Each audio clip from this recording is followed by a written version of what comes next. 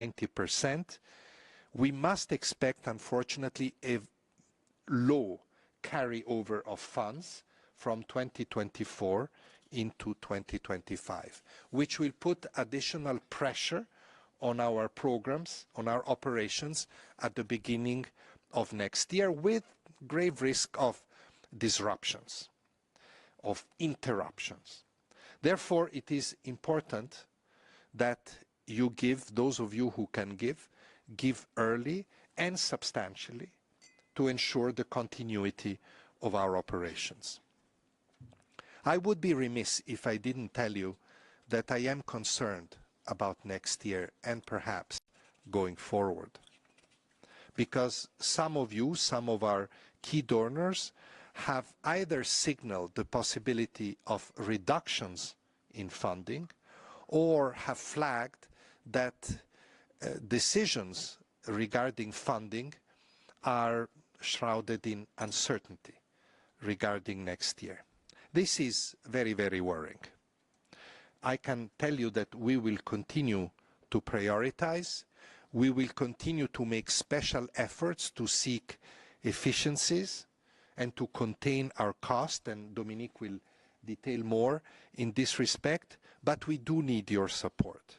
Because even adjusting an organization, as we have done in the past years, to a more efficient model, even enforcing more and more cost-saving measures which reduce our budget, takes time, takes proper management, has to be gradual. If it is inflicted too quickly on an organization, it can cause irreversible damage, not only to us, but of course to host countries and to refugees and other people that we care for.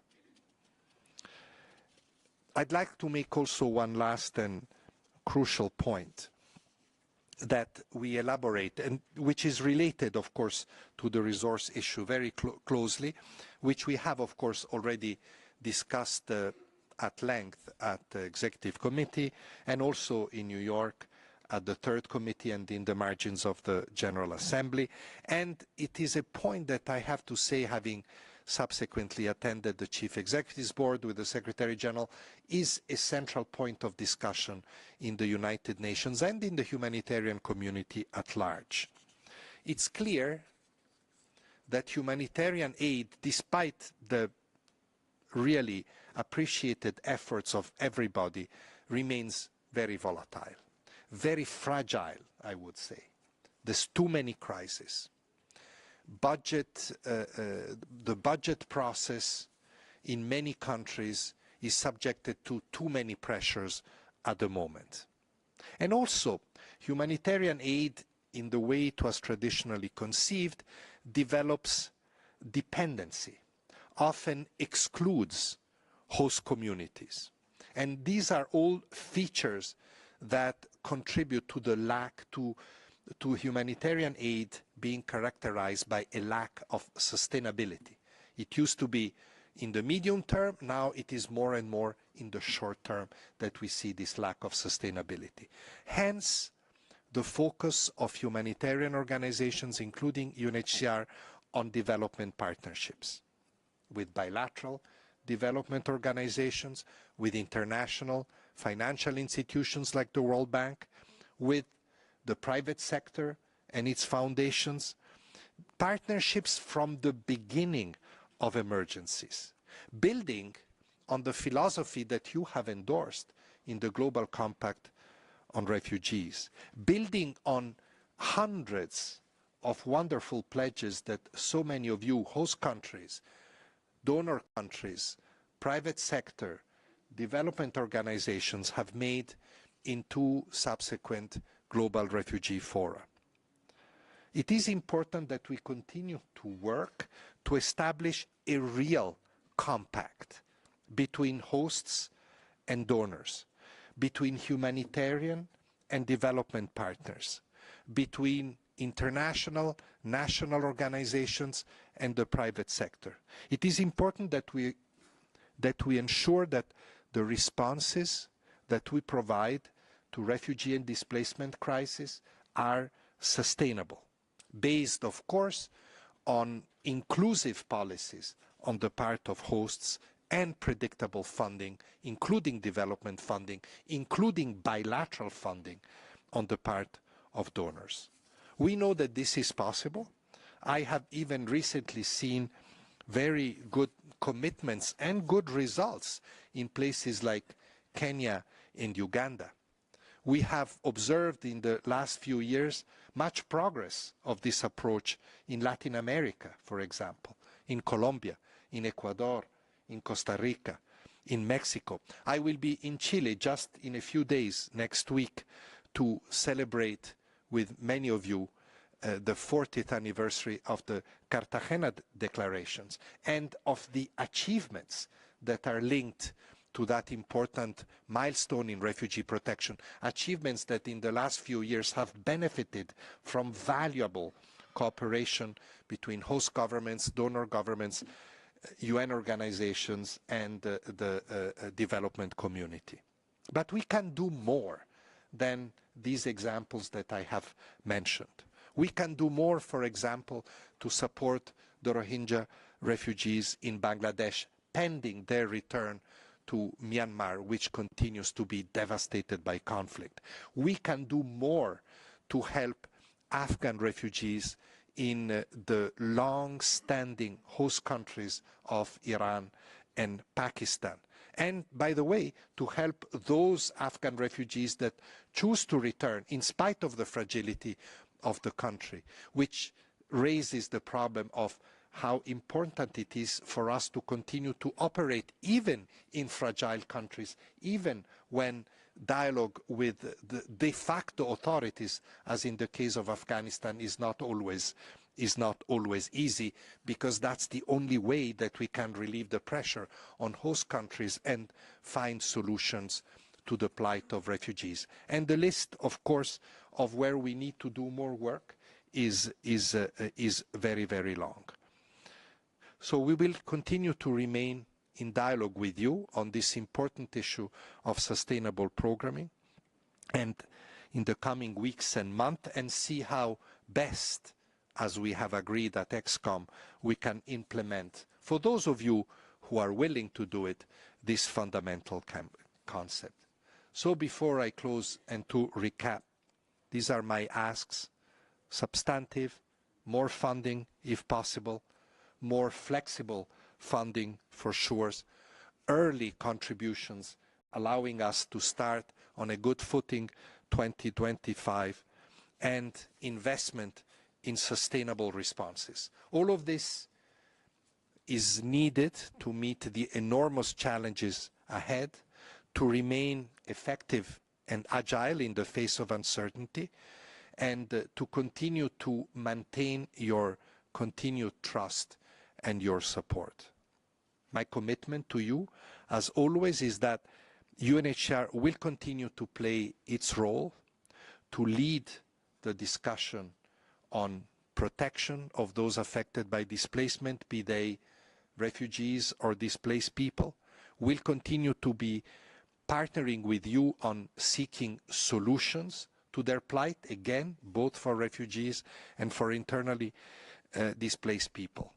My commitment is that we will remain and actually try to be even more effective and efficient, and work with you in a spirit of partnership and of service. We cannot afford to give up. Thank you in advance for your support.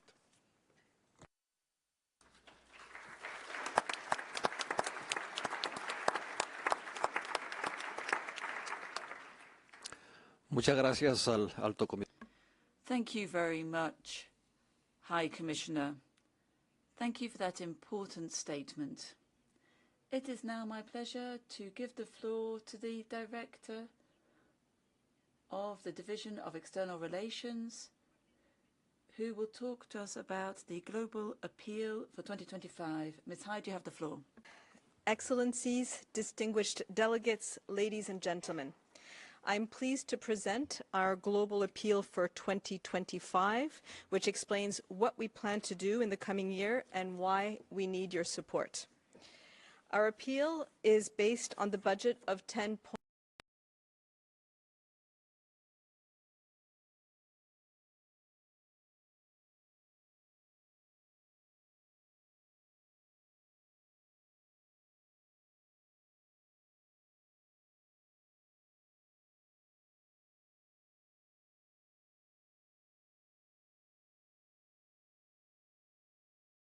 in multi-year funds, including more than 600 million pledged to UNHCR for 2025, even before today. Thank you. And I'm hopeful that many of you will make pledges today that will take the funding for next year even further and enable us to plan our activities in earnest. I'm especially grateful to governments who are able to contribute unearmarked funds at this stage. 11 member states have backed a pledge on quality funding. Thank you. And I would urge others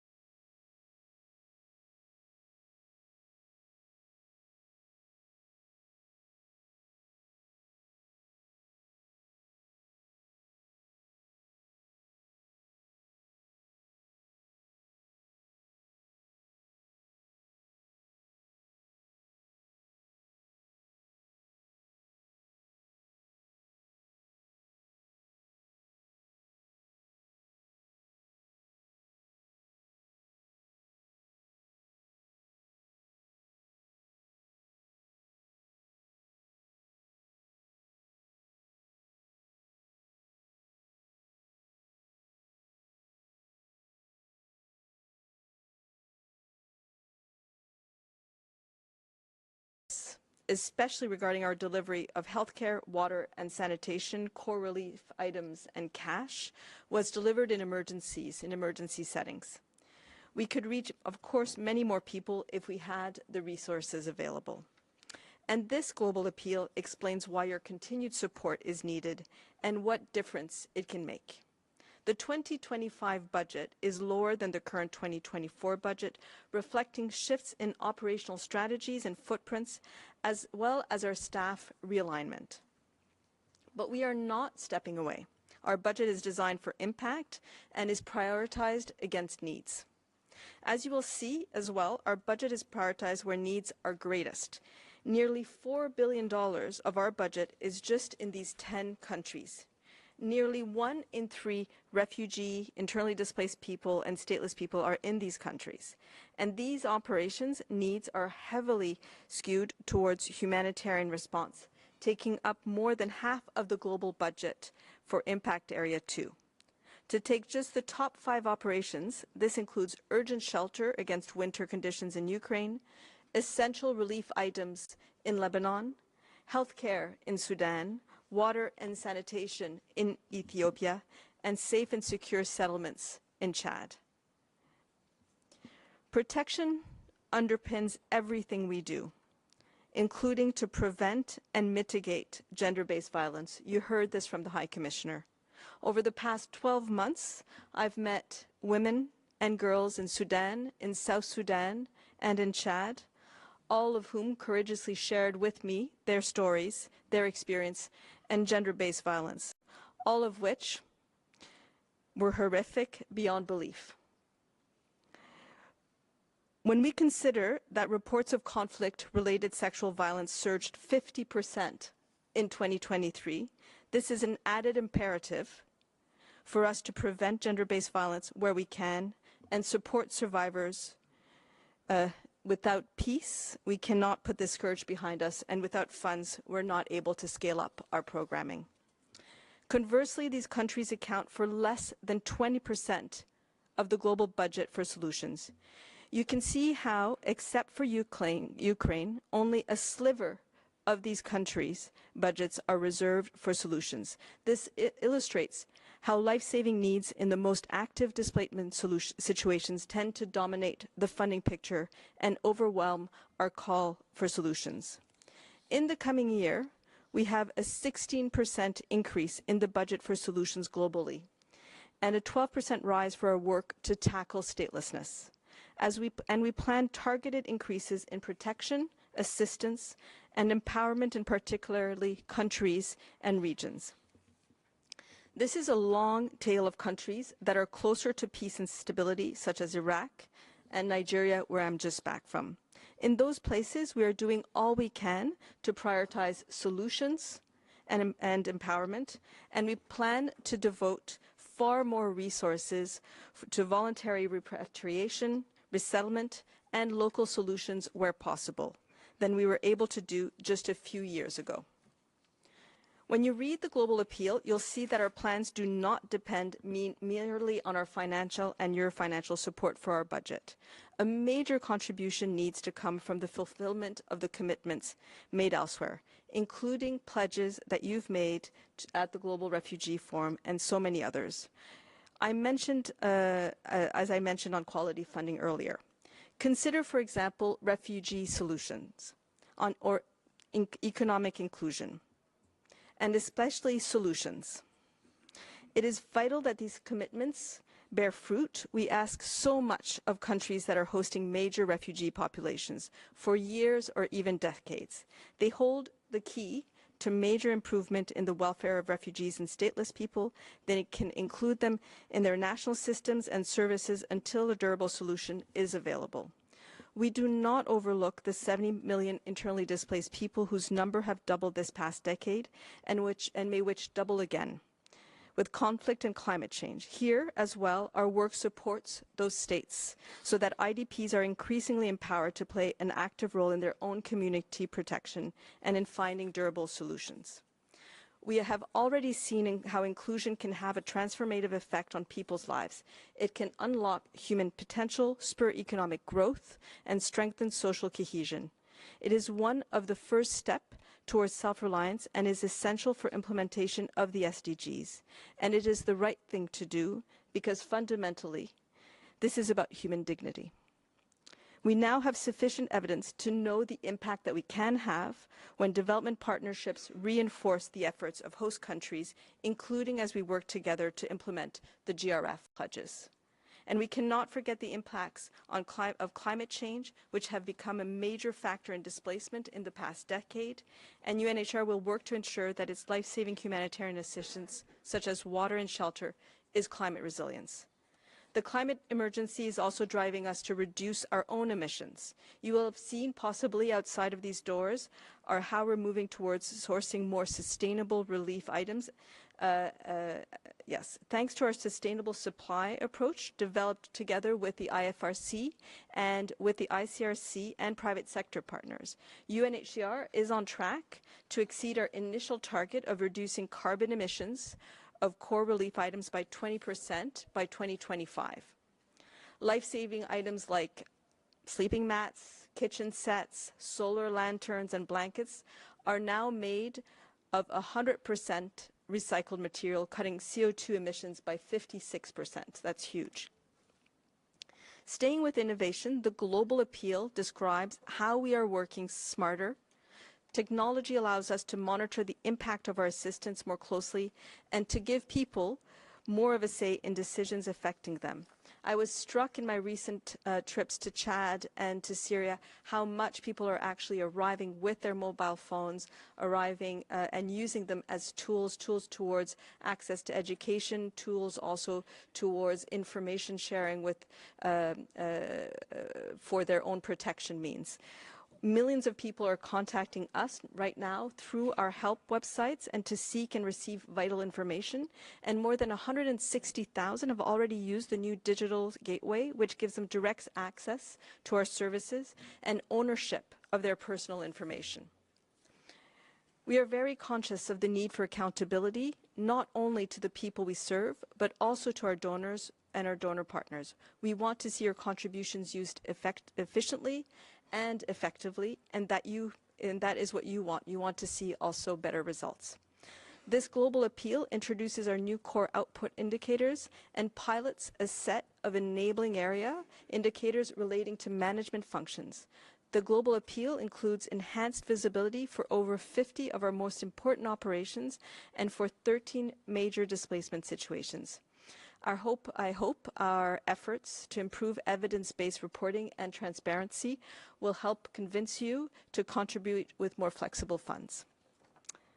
As I present the 2025 Global Appeal, I urge each of you to see this not just as a request for, as the High Commissioner flagged, early and predictable funding we so desperately need to deliver and plan, and to deliver and plan for more than just the short term, but also a shared responsibility to protect and uplift those forced to flee. In such uncertain times, every contribution strengthens the global commitment to safeguarding dignity, ensuring safety, and creating opportunities for millions of refugees, IDPs, and stateless people. Together, we can turn challenges into solutions, and with your partnership, we can offer hope where it is needed most. Thank you for your unwavering support and dedication to our vital cause. Thank you.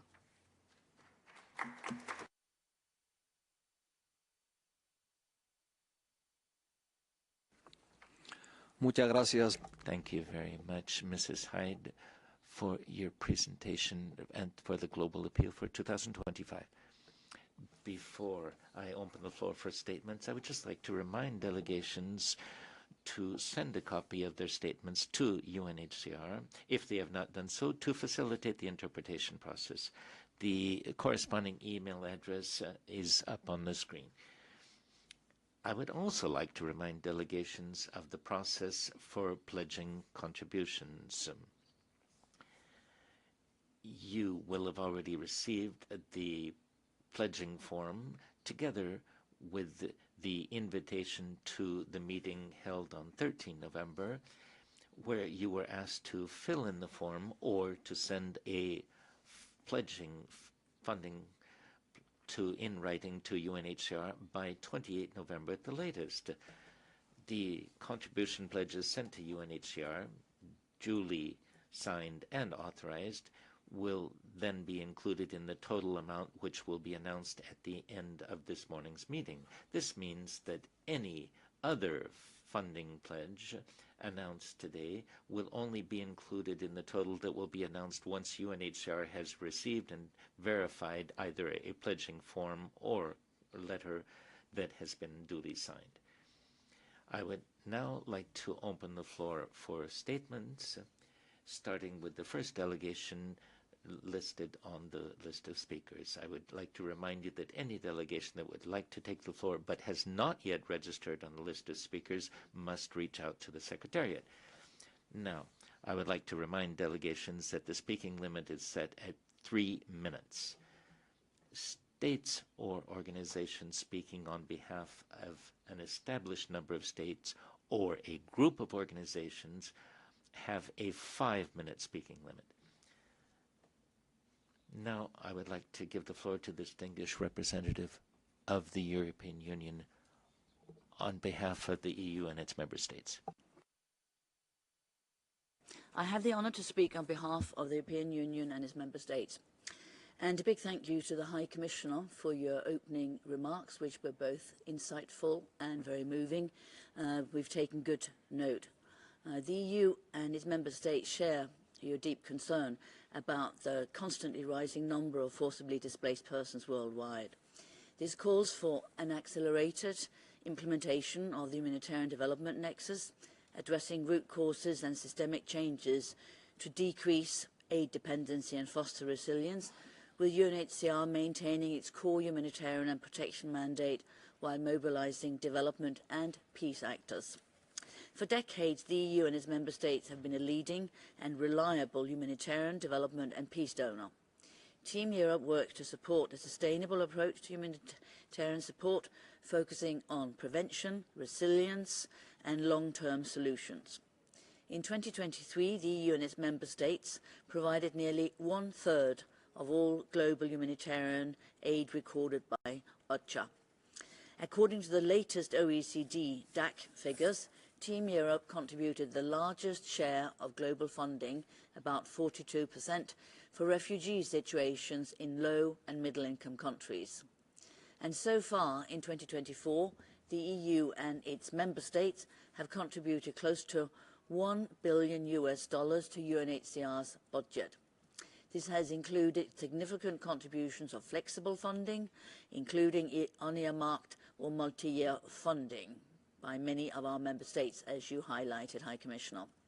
So it's a tangible example of EU solidarity, and it's also a demonstration of Team Europe delivering, making an impact, with burden and responsibility sharing at the very core.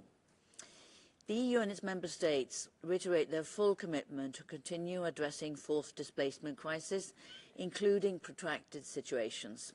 And over the next 5 years, the European Commission, which formally started its mandate on December 1st, with the first working day yesterday, will work on an integrated approach to fragility and will boost efforts on humanitarian diplomacy to promote respect for international humanitarian law and humanitarian principles. It will also focus on finding durable solutions for forcibly displaced persons and ensuring access to human rights, notably for stateless persons, and will explore ways to bring about a more equitable division of responsibility among donors, which include private sector engagement. UNHCR and the global humanitarian system are facing serious funding shortfalls, leaving many people in need without adequate assistance, especially in protracted crisis. The EU and its member states also reiterate their call for a strong collective effort to mobilise additional global funding for humanitarian development and peace efforts, with traditional donors remaining engaged and new and emerging donors encouraged to contribute to achieve a more balanced and sustainable funding structure. In parallel, we need to better operationalise linkages across humanitarian, development and peace instrument. And we very much in this context welcome UNHCR's focus on sustainable responses and look forward to seeing this transformed into new approaches on the ground. Let me finish by welcoming UNHCR's interagency initiatives, notably with IOM, both on the route-based approach and on internal displacement. We expect the UN system to ensure a joined-up approach to internal displacement, with UNHCR, IOM, UNDP and UN Development Coordination Office joining forces towards durable solutions to internal displacement beyond the end of the mandate of Special Advisor Robert Piper. Thank you very much. Muchas gracias. Thank you very much. And now I would like to give the floor to the distinguished representative of Switzerland. Chair, Deputy High Commissioner, Switzerland has the pleasure to announce a contribution to the activities of the UN High Commissioner for Refugees, UNHCR, for a total amount of 34 million Swiss francs for 2025, broken down as follows: a maximum of 18 million of non-earmarked funding and a maximum of 16 million for supporting specific UNHCR operations throughout the world, including 2 million for Ukraine. These specific amounts will be confirmed by the Swiss Federal Council in March 2025 and also depend on the parliamentary decision concerning the budget earmarked for international cooperation. For 2026, Switzerland will be aiming at the same amounts depending on approval by the Federal Council and the Parliament. Switzerland is prepared to mobilize additional means to cope with sudden or emerging crises during 2025. It also contributes to the Central Fund for Emergency Intervention, SURF, to which the UNHCR has access. Switzerland further intends to pursue the secondment of experts to UNHCR, depending on available profiles, to the tune of 2 to 3 million Swiss francs. As announced at the Second World Forum on Refugees, Switzerland undertakes to strengthen the quality of its funding. In 2024, it achieved its objectives and undertook to do the same in following years. We also encourage all UNHCR donors to also consider this qualitative dimension. In 2023, Switzerland further surpassed its funding objective by 10% for the Global Covenant on Refugees with 330 million Swiss francs. The meeting of high-ranking officials in December 2025 in December will be a strong high point, and we're looking forward to it. It will give us an opportunity to confirm our collective undertaking in the spirit of the Global Covenant. Thank you. Muchas gracias. Thank you very much. And now I would like to give the floor to the distinguished representative of the United States of America. Thank you, Chair, and thank you, UNHCR colleagues. High Commissioner, colleagues, it is an honor to reaffirm the United States' commitment to the humanitarian mission of UNHCR. The surging scale and complexity of crises we face as a global community demand that we come together to provide support and solidarity to those who have been forced to flee their homes. And today, I am proud to share the United States pledge of $200 million to UNHCR's 2025 Global Appeal, a pledge that underscores our steadfast commitment to ensuring that refugees, stateless persons, and displaced communities have the protection, care, and opportunities they deserve. This pledge builds on our long history of partnership with UNHCR. UNHCR's provision of life-saving assistance to refugees and displaced communities around the world is remarkable. Your commitment to protecting human dignity and creating pathways for hope, even in the most difficult of circumstances, continues to make a profound impact globally. While the scale of global displacement is staggering, it is important to recognize that we can address these challenges together.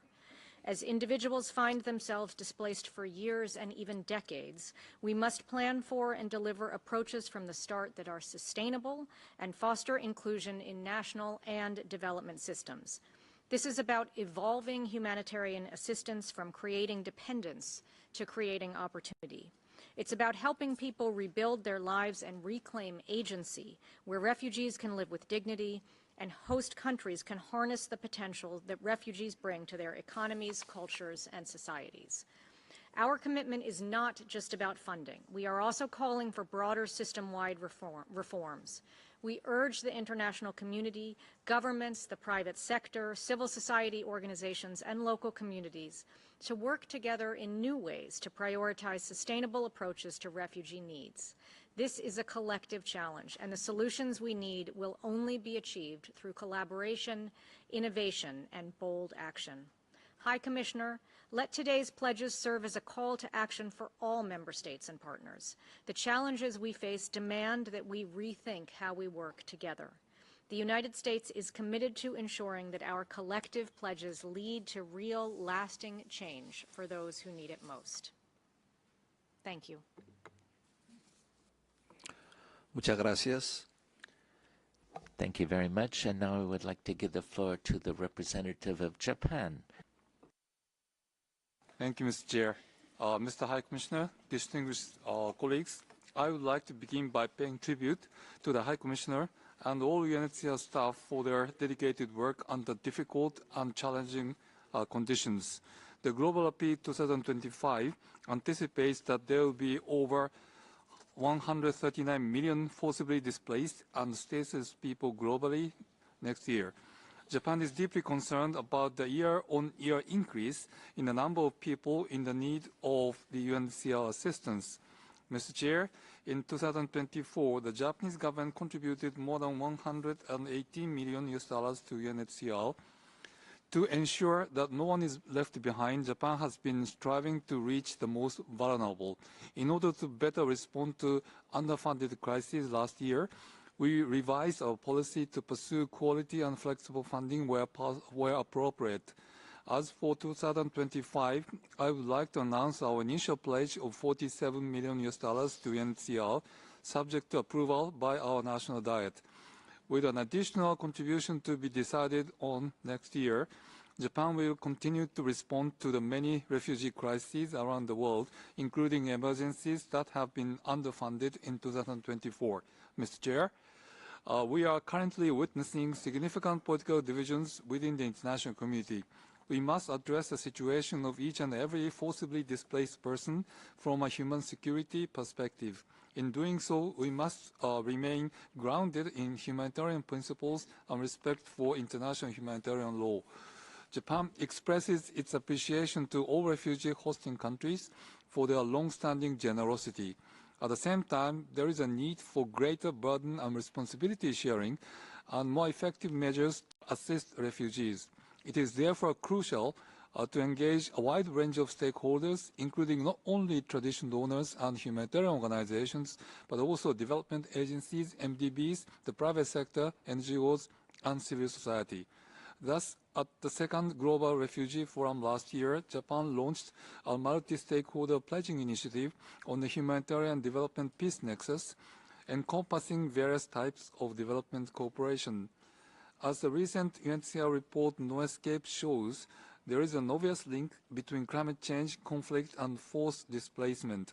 Our mission would like to continue to play a facilitating role in improving access to climate finance for countries hosting refugees.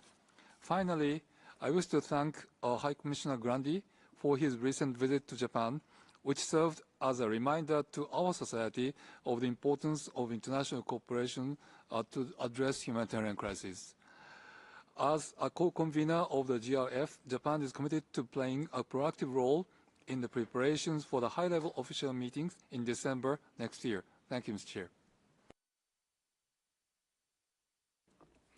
Muchas gracias. Thank you very much. And now I would like to give the floor to the distinguished representative of Sweden. Thank you, Mr. Chairman. High Commissioner, Sweden aligns itself with the statement made by the European Union and wishes to add the following in our national capacity. First of all, I wish to express Sweden's profound appreciation of the remarkable work and dedication by the UNHCR in providing protection and life-saving assistance to millions of displaced people across the world. As the number of persons in need of humanitarian aid continue to increase and humanitarian crises only grow larger in numbers and more complex in nature, UNHCR's work is more important than ever. And as you underlined, High Commissioner, multi-year and flexible contributions are prerequisites for UNHCR's ability to respond quickly to new emergencies and to remain a resilient protector of people affected by prolonged crises. Mr. High Commissioner, thank you for pointing out that Sweden is the top contributor of unearmarked and multi-year funding to UNHCR, allowing UNHCR to remain agile and to respond to urgent humanitarian crises in situations like in Ukraine, in Sudan, in Myanmar, Lebanon, and many others. Our commitment to refugee issues is not only reflected in our quality funding, but also through our engagement in resettlement, our steadfast commitment to our GRF pledges, and of our new migration strategy for development cooperation. Sweden will continue to do its part in the spirit of global burden sharing. Mr. Chairman, we continue to deliver on our commitments made in our multi-annual strategic partnership agreement with the UNHCR for the period of 2022 to 2025. In September this year, Sweden decided to prepay 185 million Swedish kronor in advance of 2025 and will pledge an additional 738 million Swedish kronor for 2025, subject to a formal decision by the government of Sweden later this month. Additionally, Sweden will continue to prioritize a needs-based approach by allocating humanitarian funding through our development agency SIDA to meet the needs of the most vulnerable. Mr. Chair, Mr. High Commissioner, Sweden's pledge for the coming year reflects our steadfast and committed support to UNHCR. We will continue to value our close partnership and remain a dedicated partner to meet the needs of millions of displaced and stateless people across the world. I thank you. Muchas gracias. Thank you very much. Now, I'd like to give the floor to the distinguished representative of Turkey. Mr. High Commissioner, distinguidos representantes, our world is coping with unprecedented crisis, and next year we have to take decisive steps jointly. We must deal with the far-ranging crisis. There has been an escalation of crisis worldwide. The situation could further deteriorate as well. We must take steps today to avoid this worrying trend. Multiple crises are displacing millions, forcing people to flee their countries in search of safety. While I will not reiterate the figures the High Commissioner has already cited, the scale of displacement we see, particularly in Gaza, Syria, Sudan, Myanmar, Yemen, Ukraine, Lebanon, and Afghanistan, is unparalleled in history and requires an equally historic response. We agree with the High Commissioner that the international community must stand united to support those forcibly displaced. The irony is that we risk having less funds at a time when we need them the most. We support the agenda of efficiency and sustainability and calls for even more rigor in this regard.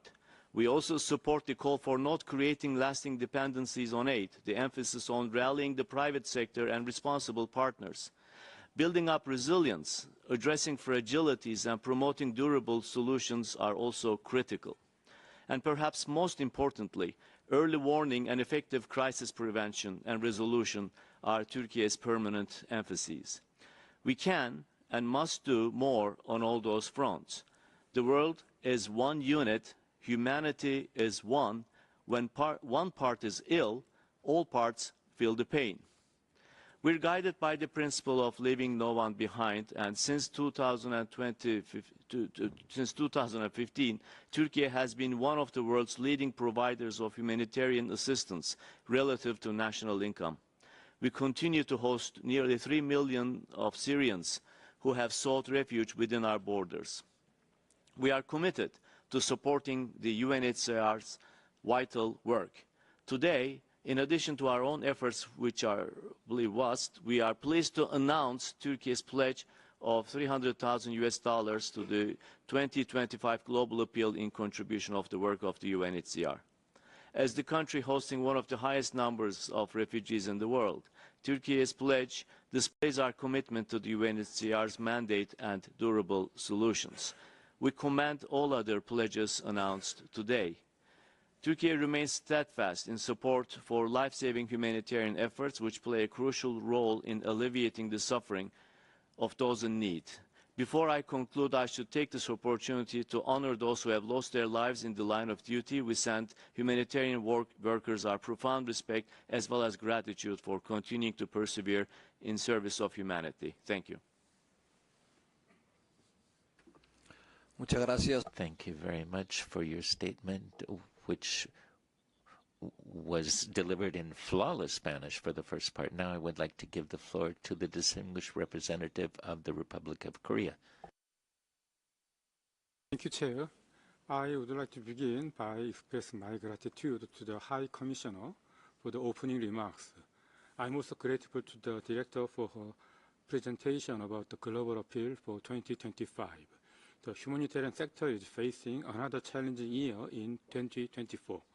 Humanitarian funding is expected to return to the 2021 level, and it became a daunting task for all.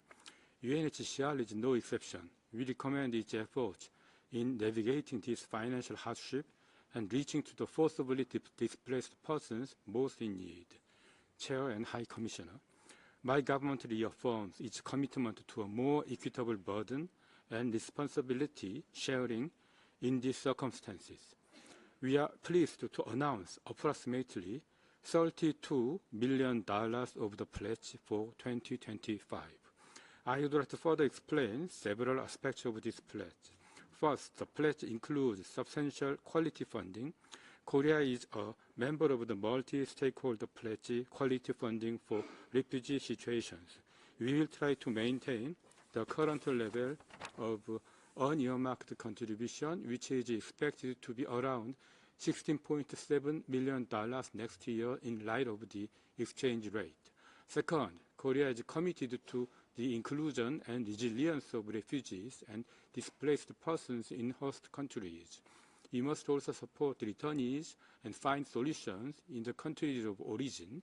In this connection, we will continue our multi-year support in the countries such as Myanmar, Peru, Uganda, Burundi, and other countries in Africa and Middle East. Third, in addition to the pledge, Korea will provide further support in the course of 2025. 1 year ago, Korea made a pledge of $28 million for this year. However, the actual contribution exceeded $65 million as of early December. Together with the private sector contribution, Korea contributed over $100 billion for the first time in its history. Chair and High Commissioner, finally, under financial distress, humanitarian assistance should be spent with better performance and partnership. In this regard, my delegation encourages UNHCR to continue to carry out its reform and transformation, as well as to strengthen its transparency and accountability. Korea will continue to work with UNHCR and other partners on this journey. Thank you, Chair. Muchas gracias. Thank you very much. Now I'd like to give the floor to the distinguished representative of Germany. High Commissioner, Excellencies, ladies and gentlemen, let me start by thanking the many countries which have graciously opened the door for their neighbors and the people forced to flee. The protection of refugees is an act of humanity, but it is also a shared obligation of the international community. Germany itself hosts 3.5 million refugees, and we stand firm in our solidarity not only with the displaced, but also with host states and communities worldwide.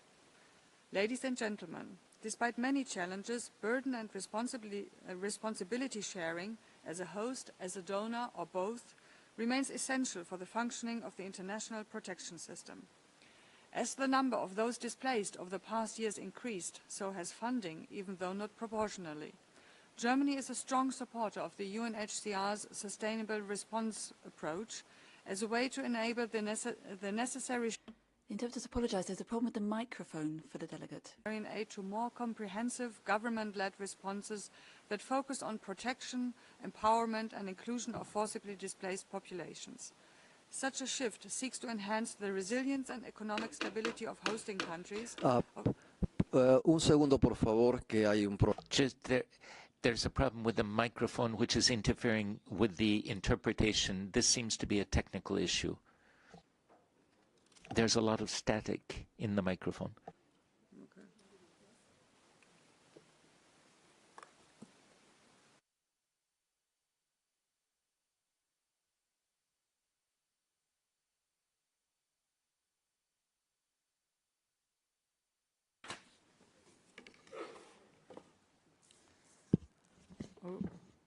Okay. Should I start from the beginning? Yes, please go ahead. From the beginning, yes, please. Germany is a strong supporter of UNHCR's sustainable response approach as a way to enable the necessary shift from basic subsistence care and conventional humanitarian aid to more comprehensive government-led responses that focus on protection, empowerment and inclusion of forcibly displaced populations. Such a shift seeks to enhance the resilience and economic stability of hosting communities, working towards long-term sustainable solutions. In this spirit, new partnerships with development actors and the World Bank should create new funding opportunities. Consequently, we call on all member states, as well as private, philanthropic and civil society actors, to critically evaluate their ability to mobilize or increase financial contributions in order to support sustainable responses. Germany remains strongly committed to implement the pledges made during last year's Global Refugee Forum in key areas such as climate action, economic inclusion and social protection, education or the protection from gender-based violence to meaningfully improve the life of refugees and increase their participation. Ladies and gentlemen, in the coming year, Germany will face considerable budget uncertainties and very probably cuts. However, our commitment to UNHCR, refugees and host communities remains firm. I can assure you of our continued substantial political as well as financial support for UNHCR. Therefore, I am glad that I can already announce an initial pledge of €73 million in humanitarian and development funds to support UNHCR's work in 2025, which we aim to further expand throughout the next year. Germany has been providing a substantial share of its contribution as flexible funding, and we remain committed to ensure quality funding in 2025. High Commissioner, ladies and gentlemen, before closing, let me most warmly thank you, High Commissioner, and all of your team for the enormous dedication and tireless work to help protect the lives of so many displaced, very often in difficult working environments. Thank you for your commitment. Thank you very much, Madam, for your statement. Now I would like to give the floor to the representative of Ireland. Thank you, Chair, and thank you, High Commissioner. Just to say at the outset that Ireland, of course, aligns itself with the statement made earlier by the European Union. High Commissioner, I want to begin by recognising, of course, the essential work of UNHCR and indeed of its local partners. As the needs increase and resources decline, it's quite clear that UNHCR continues to be confronted by impossible choices in unimaginable circumstances.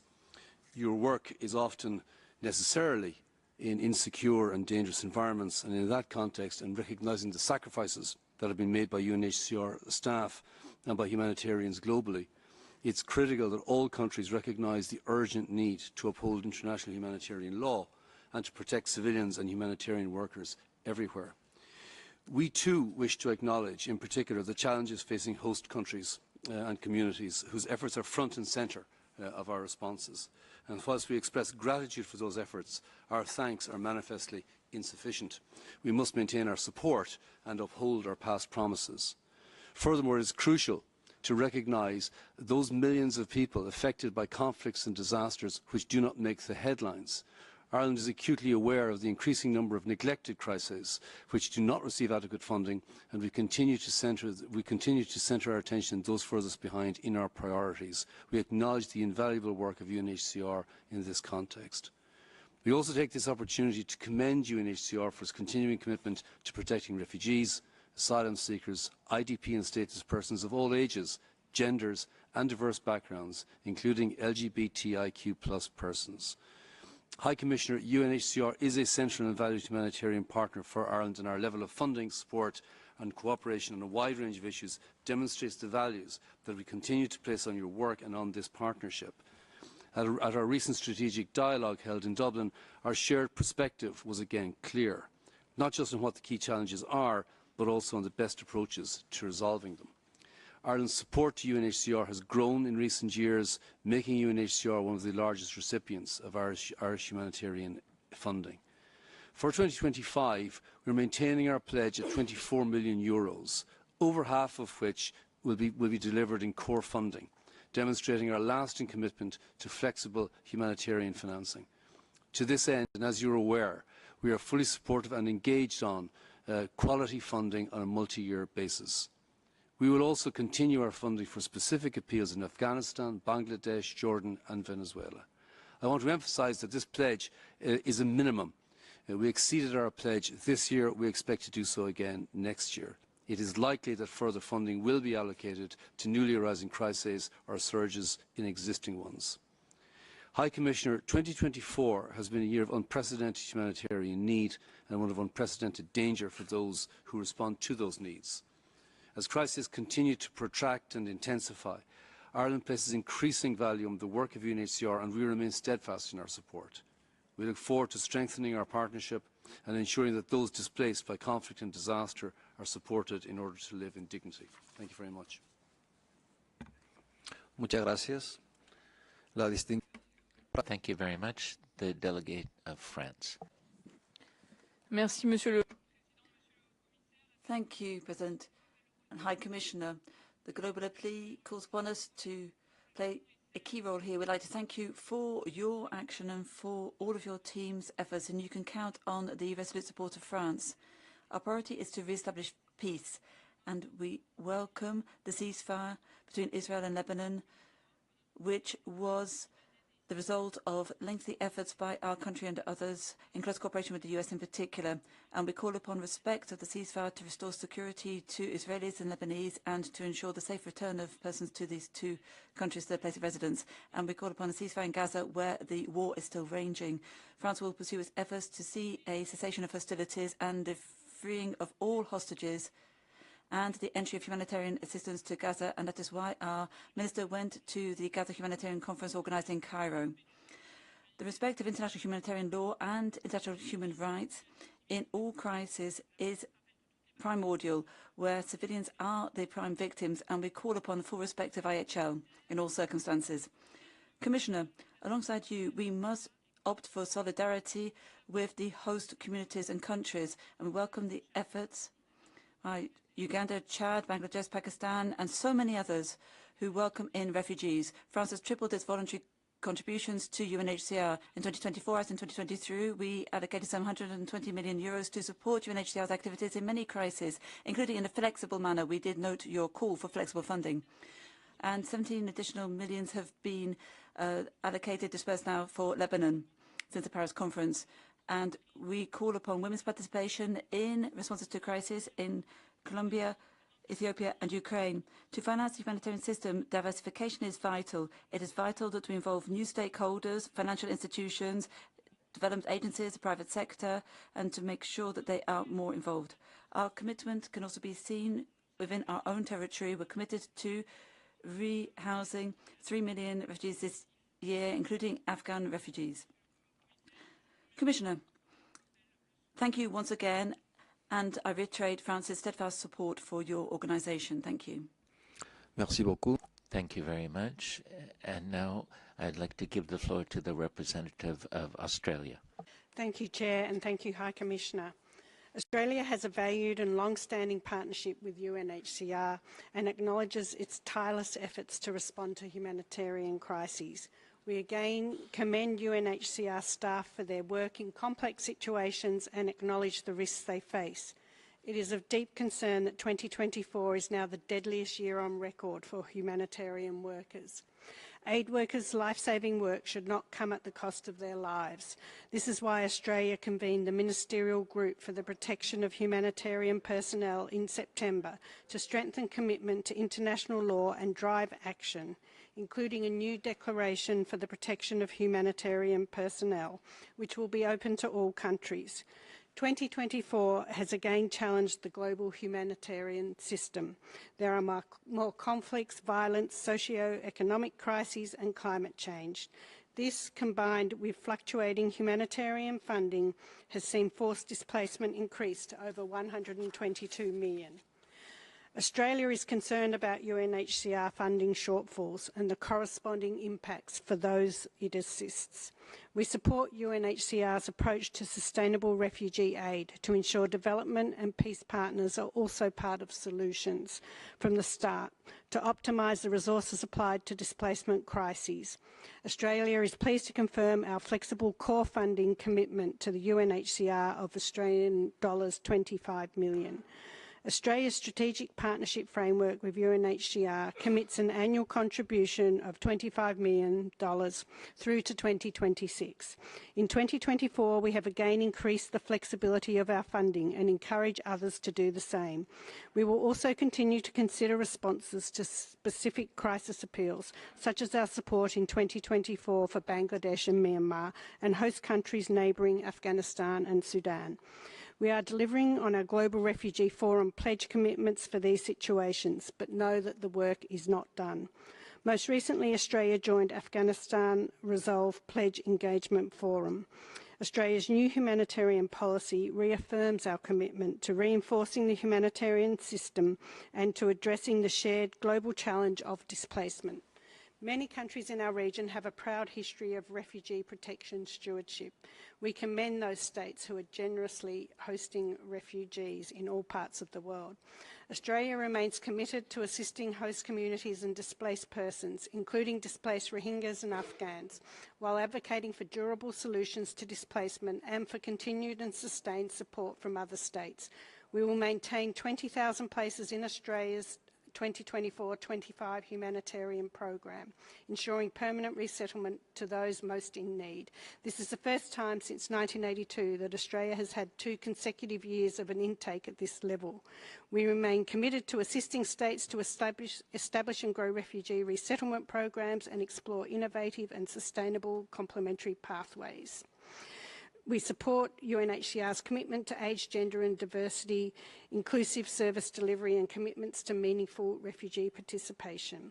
We thank UNHCR for its critical global role in protecting displaced people and look forward to our continued partnership. Thank you. Muchas gracias. Thank you very much. Now I would like to give the floor to the representative of Finland. Chair, High Commissioner, Excellencies, ladies and gentlemen, Finland aligns itself with the statement by the European Union on behalf of its member states. We thank the High Commissioner for his opening remarks. First, we wish to commend UNHCR for its dedication and resilience in facing a tough economic situation. Despite the challenging times, you and your staff have remained committed to your critical work in supporting those in need.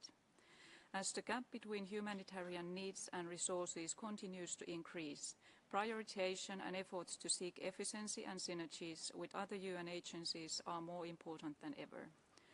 This situation also calls for new kinds of partnerships with development actors.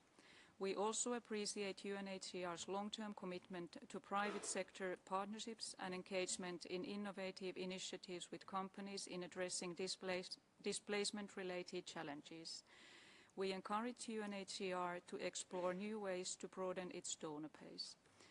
As the number of forcibly displaced persons has reached unprecedented heights, it's imperative to jointly address the underlying factors that fuel violence and conflict.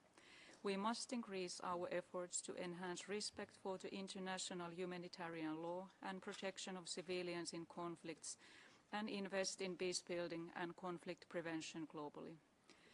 UNHCR is one of the most important humanitarian partners for Finland, and we value our long-standing partnership and dialogue. We will continue our humanitarian funding with a focus on people in the most vulnerable situations, emphasizing urgent, life-saving relief assistance, as well as underfunded and rapidly deepening crises in the world. Finland pays special attention to disability inclusion in its humanitarian assistance. Today, I'm pleased to pledge 20 million euros from Finland to UNHCR in 2025. We remain committed to quality funding, and therefore approximately 1/3 of this amount will be unearmarked funding dispersed early in the year. We also prioritize other flexible funding modalities. In recent years, approximately 80% of our total funding to UNHCR has been flexible. Flexible funding is critical in allowing UNHCR to respond rapidly and strategically to the needs of forcibly displaced persons and refugees. Through this pledge, Finland reaffirms its continued commitment to supporting UNHCR and its invaluable work. I thank you. Muchas gracias. Thank you very much. And now I'd like to give the floor to the representative of Algeria. Merci. Monsieur le Président. President, High Commissioner, the world is going through very difficult times. We're seeing a multiplication of sources of tension and a persistence of conflicts involving a great number of displaced persons, as there's a lack of sustainable solutions guaranteeing a safe, dignified, voluntary return. The UNHCR has a very important mandate to guarantee the necessary protection and assistance to these populations. This mandate can only be accomplished with appropriate resources. For the UNHCR to be able to respond in the best way possible to the different needs,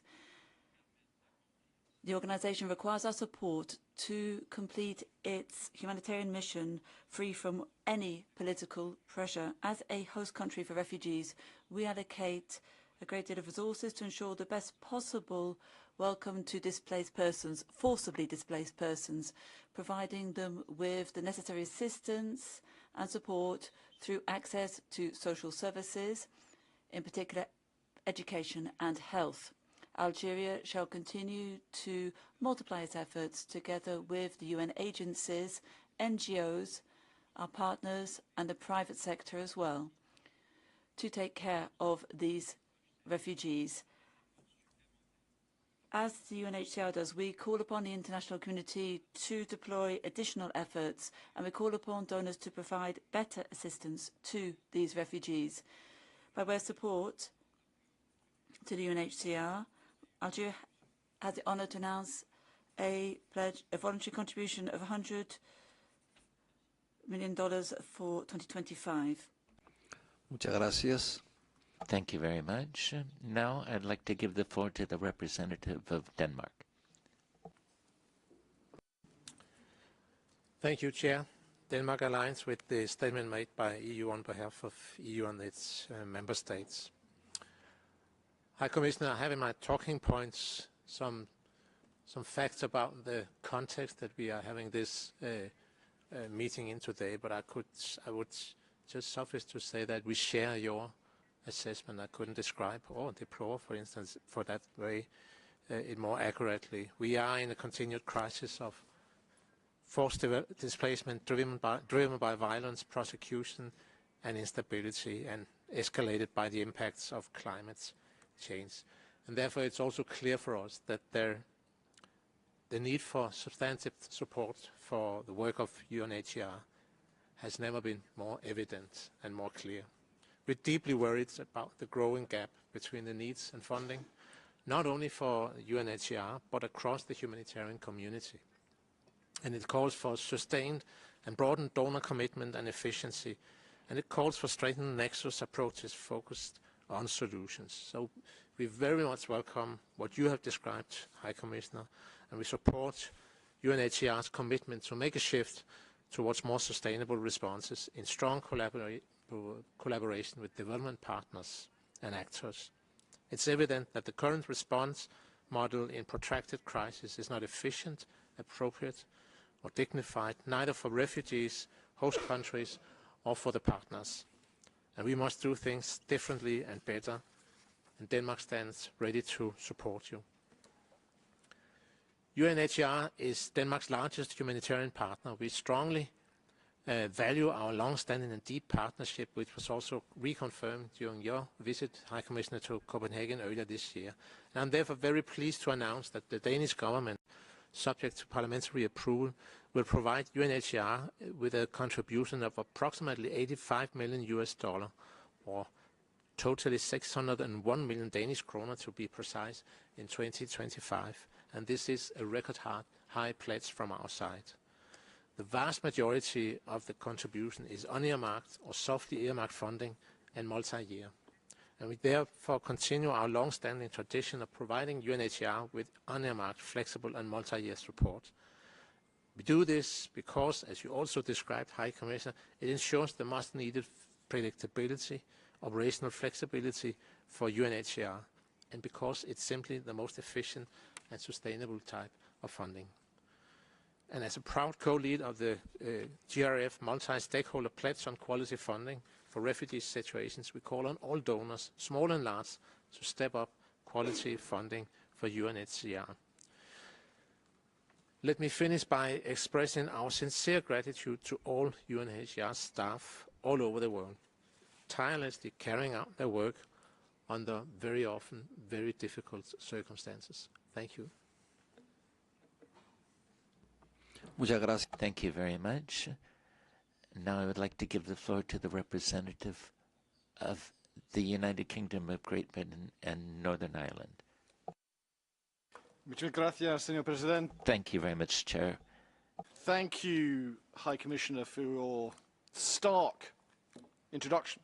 Stark because the situation is stark. It's been another year of relentless emergencies which have caused so many vulnerable people to flee their homes right across the world, whether that's as a result of Russian aggression in Ukraine, the conflicts in Gaza and Lebanon, or, of course, of climate change, which is exacerbating the drivers of displacement. At times it does feel as if we are trapped in a sort of spiral of ever-worsening displacement.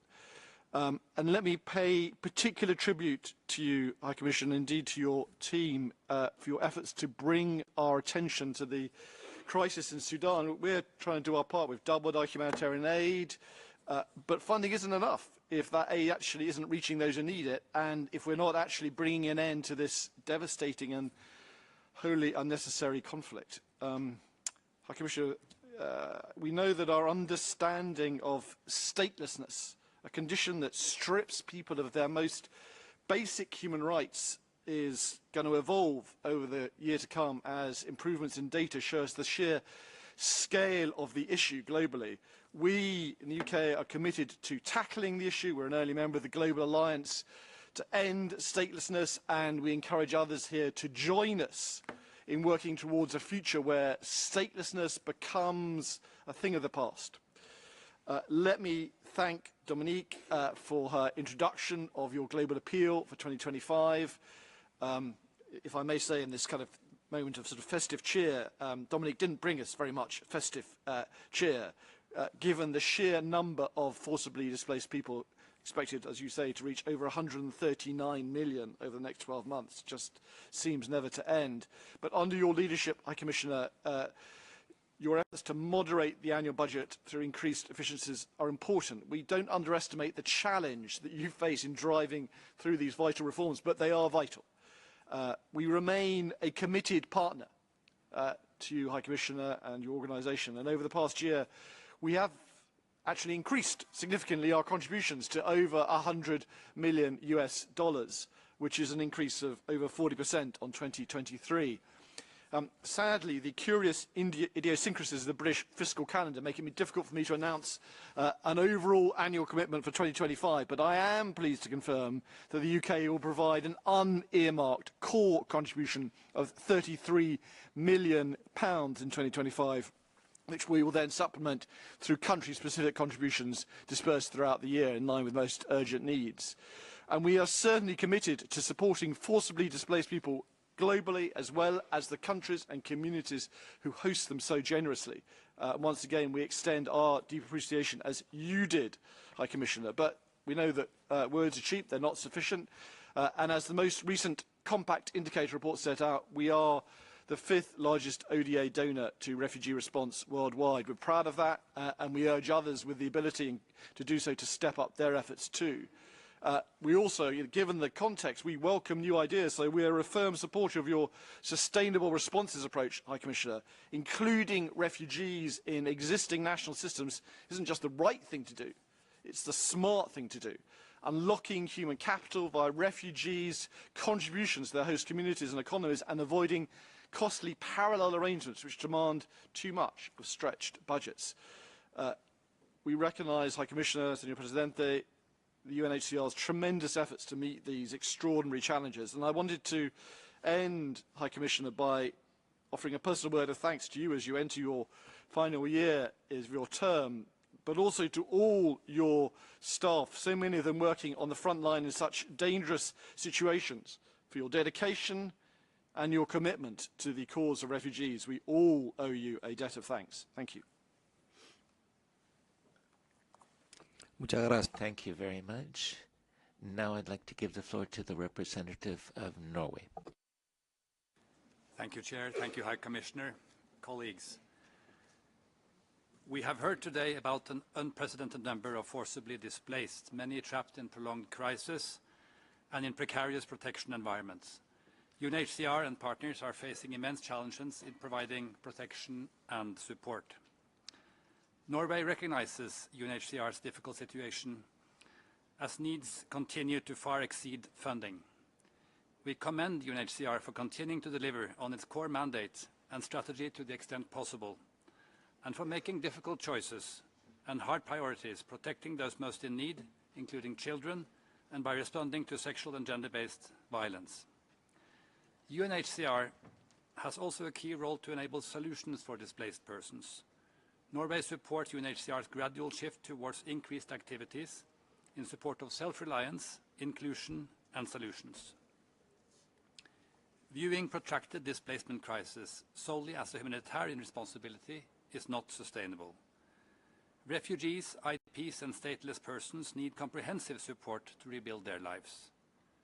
We therefore welcome the ambition to enhance cooperation with relevant authorities, the affected displaced populations, host communities, and long-term development actors, to gain leverage with these efforts, to reduce the dependencies that you refer to, High Commissioner, and to position UNHCR among these actors to do what you are best at. In other words, sustainable response. UNHCR can continue to rely on Norway as a consistent partner with multi-year funding, as part of our burden and responsibility sharing with hosting states. Pending final approval by Parliament, we estimate that our total contribution will exceed 1 billion Norwegian kroner in 2024. As in previous years, more than half of our pledged funding for 2025, 630 million Norwegian kroner, is unearmarked. This year we pledged an additional 30 million kroner to a program supporting the protection of children in armed conflict. Both are part of multi-year contributions and an expression of the trust that we place in you. Chair, High Commissioner, let me conclude by expressing Norway's appreciation for the dedication of UNHCR staff and their willingness to stay and deliver under very challenging circumstances worldwide. I thank you. Thank you very much. Now I'd like to give the floor to the distinguished representative of the Netherlands. Thank you very much, Mr. Chair. And the High Commissioner, thank you for your opening remarks, and also to to Director Hyde, Dominique, for your opening remarks and statements. As Ambassador Knudsen said, they're both insightful and moving. Mr. Chair, less than 2 months ago at the ExCom, we took stock of the last 12 months and looked ahead at an uncertain future. High Commissioner, you then presented us with UNHCR's vision on how to respond to known as well as unknown crises. A vision that not only focuses on crucial life-saving assistance and protection, but also on sustainable responses that promote refugee inclusion, resilience, and reliance. And vision is important, High Commissioner. Vision serves as a roadmap. It simplifies the decision-making process. And as my British colleague who just spoke, and he said it the last time as well, inclusion in national systems is not only the right thing to do, it is also the smart thing to do. The Netherlands would like again, High Commissioner, to express our full support to you, to your vision, your mandate, and for the indispensable work of UNHCR staff all around the world. But words are not enough to make a difference. They need to be turned into action. There are 3 areas where we, the Netherlands, are honored and pleased to support your good work. First, like last year, the Netherlands commits 35 million unearmarked core funding to enable UNHCR to rapidly respond to emergencies, to support underfunded operations and needs, and to support UNHCR's organizational flexibility and adaptive capacity. And again, and here we support the call from Sweden and yourself, we urgently call on all donors in this room, large and small, to step up unearmarked and flexible funding for these purposes. And I just listened with pleasure to my British and Norwegian colleague who are good leaders in this. And my second point, Mr. Chair, as pledged at the Global Refugee Forum last year, we started the second phase of our Prospects partnership. As part of our multi-annual development contribution to UNHCR, in the context of this partnership, the Netherlands commits another 35 million euro for next year. In addition, we remain committed to instruments such as the IFC UNHCR joint initiative. With these partnerships and instruments, we hope to contribute to the sustainable responses agenda of UNHCR. And my third and final point, Mr. Chair, we will substantially contribute to support for Afghan displaced people and host communities in Pakistan, protection assistance in Libya, and strengthening protection and access to basic services for vulnerable refugees and asylum seekers in Tunisia. Together with the EU and Italy, we will support UNHCR's important work in Niger, Algeria, and Morocco via the Regional Development and Protection Programme for North Africa. Commissioner, you can count on these commitments, and you can count on us, not only as a donor, but also as a long-standing partner and as a friend. I thank you. Thank you very much. Now I'd like to give the floor to the representative of Italy. Thank you, Chair. Dear Deputy High Commissioner, Excellencies, distinguished delegates. Italy aligned itself to EU statement and would like to take the opportunity of this pledging conference to renew its strong commitment and appreciation to UNHCR mandate and courageous activities for forcibly displaced and stateless worldwide. As also highlighted in the global appeal, we hear your call to action to address the unprecedented scale of a projected 139.3 million persons of concern in 2025. Let me therefore share a few points Italy considers important to mention during this meeting. First, let me reiterate Italy's commitment to the respect of international humanitarian law. Indeed, upholding the law enables UNHCR to carry out its mandate effectively by ensuring the protection of a displaced population during armed conflict, safeguarding their rights and dignity. Second, we would like to commend UNHCR for making climate change a critical area of focus in the Global Appeal 2025. We encourage you to increasingly work with the partners, IOM among others, to develop a sustainable solution, integrate climate resilience into its program, and advocate for policies that address the root causes of climate-induced displacement. Third, as we celebrate today the International Day of Persons with Disabilities, we note with appreciation that the Global Appeal emphasizes the importance of addressing their needs within displaced and stateless population. Indeed, representing 16% of the global population, persons with disability are frequently the most affected by hazard and climate-induced disasters. We expect UNHCR to continue scaling up its commitment to inclusivity, ensuring accessible and responsive progress and services. Finally, despite the negative impact of the global crisis and drastic budgetary constraints in 2024, Italy has so far responded with almost $50 million to UNHCR humanitarian activities, and some further contribution will be allocated before the end of the year. In addition, private donations from my countries have reached more than $22.7 million. Pending the approval of the new budget law to take place in the next weeks, we are confident to maintain or even increase in 2025 the level of funding of the current year to help UNHCR in fulfilling its mandate and providing assistance to the most vulnerable segments of our population. In this period of uncertainty, you can count Italy politically and financially on support of your organization. Thank you very much. Muchas gracias. Thank you. And now I would like to look at the list of speakers, and we will now intervene speaking time to 3 minutes. I'd like to give the floor to the representative of the United Arab Emirates. Thank you, Mr. Chair, High Commissioner. The United Arab Emirates recognizes the critical and indispensable work of the UNHCR and yourself and your team, Mr. High Commissioner, as the world faces, as you mentioned, an unprecedented rise in displacement in the region of the Middle East and beyond due to the ongoing conflicts that have compounded and the escalating impacts of climate change to add on to that. In these challenging times, the need for humanitarian assistance has never been more urgent.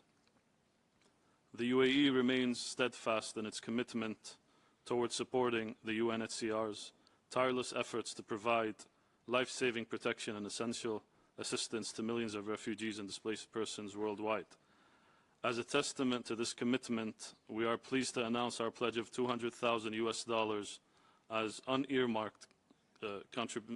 unearmarked contribution to support the organization's 2025 budget. We hope that this contribution will help in further enabling the UNHCR to continue its vital mission in providing emergency relief and investing in solutions-oriented approaches. In particular, we commend the UNHCR's dedication to ensuring safe, sustainable, voluntary and dignified returns for refugees, allowing them to rebuild their lives with hope and security. In supporting your mission, we reaffirm our unwavering commitment to the principles of compassion, humanity, and dignity for all. Only collectively can we overcome the current challenges that we face and prevent future ones from occurring. Thank you, Mr. Chair. Muchas gracias. Thank you. Now, I'd like to give the floor to the representative of Thailand. Thank you, Mr. Chair. High Commissioner, Thailand wishes to join others in commending UNHCR and its staff for providing protection to persons of concern and working towards finding solutions for displaced persons and stateless persons worldwide.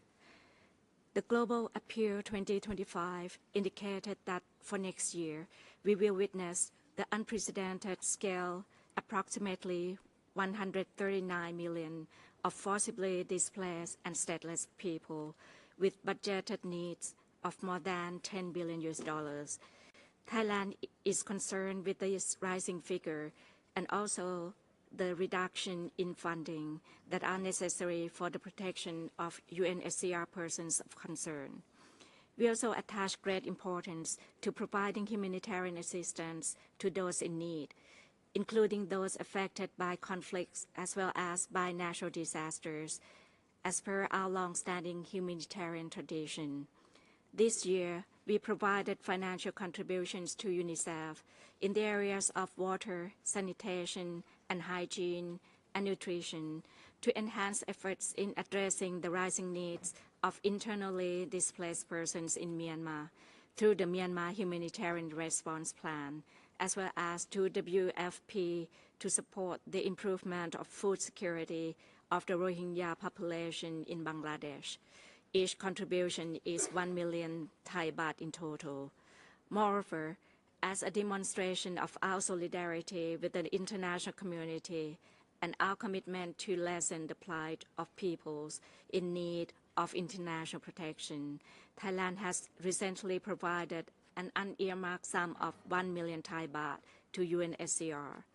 Moreover, today Thailand pledges an unearmarked sum of $20,000 to support UNHCR program in 2025.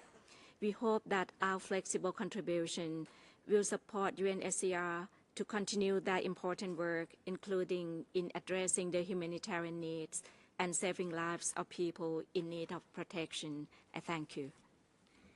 Muchas gracias, señor. Thank you. Now I'd like to give the floor to the representative of Montenegro. Thank you, Mr. Chair. Mr. High Commissioner, we thank you for your opening remarks and UNHCR's critical life-saving work under your helm. This is another UNHCR pledging conference that we are holding against the backdrop of unyielding emergencies and ever-evolving conflicts and crises. As the numbers, facts and challenges outlined in the 2025 Global Appeal show, we look with great concern at the UNHCR's projection of 140 million forcibly displaced and stateless persons in the coming year. And in the context of evolving conflicts as the main drivers of forced displacement and, increasingly, impacts of climate change and poor governance that generate mixed flows of refugees and migrants moving side by side on the same routes. Also in the context of protracted displacement and a limited number of those finding durable solutions. This calls for enhanced synergy and more robust joint humanitarian development, peace and climate nexus response, as well as more equitable burden and responsibility sharing among countries and donors.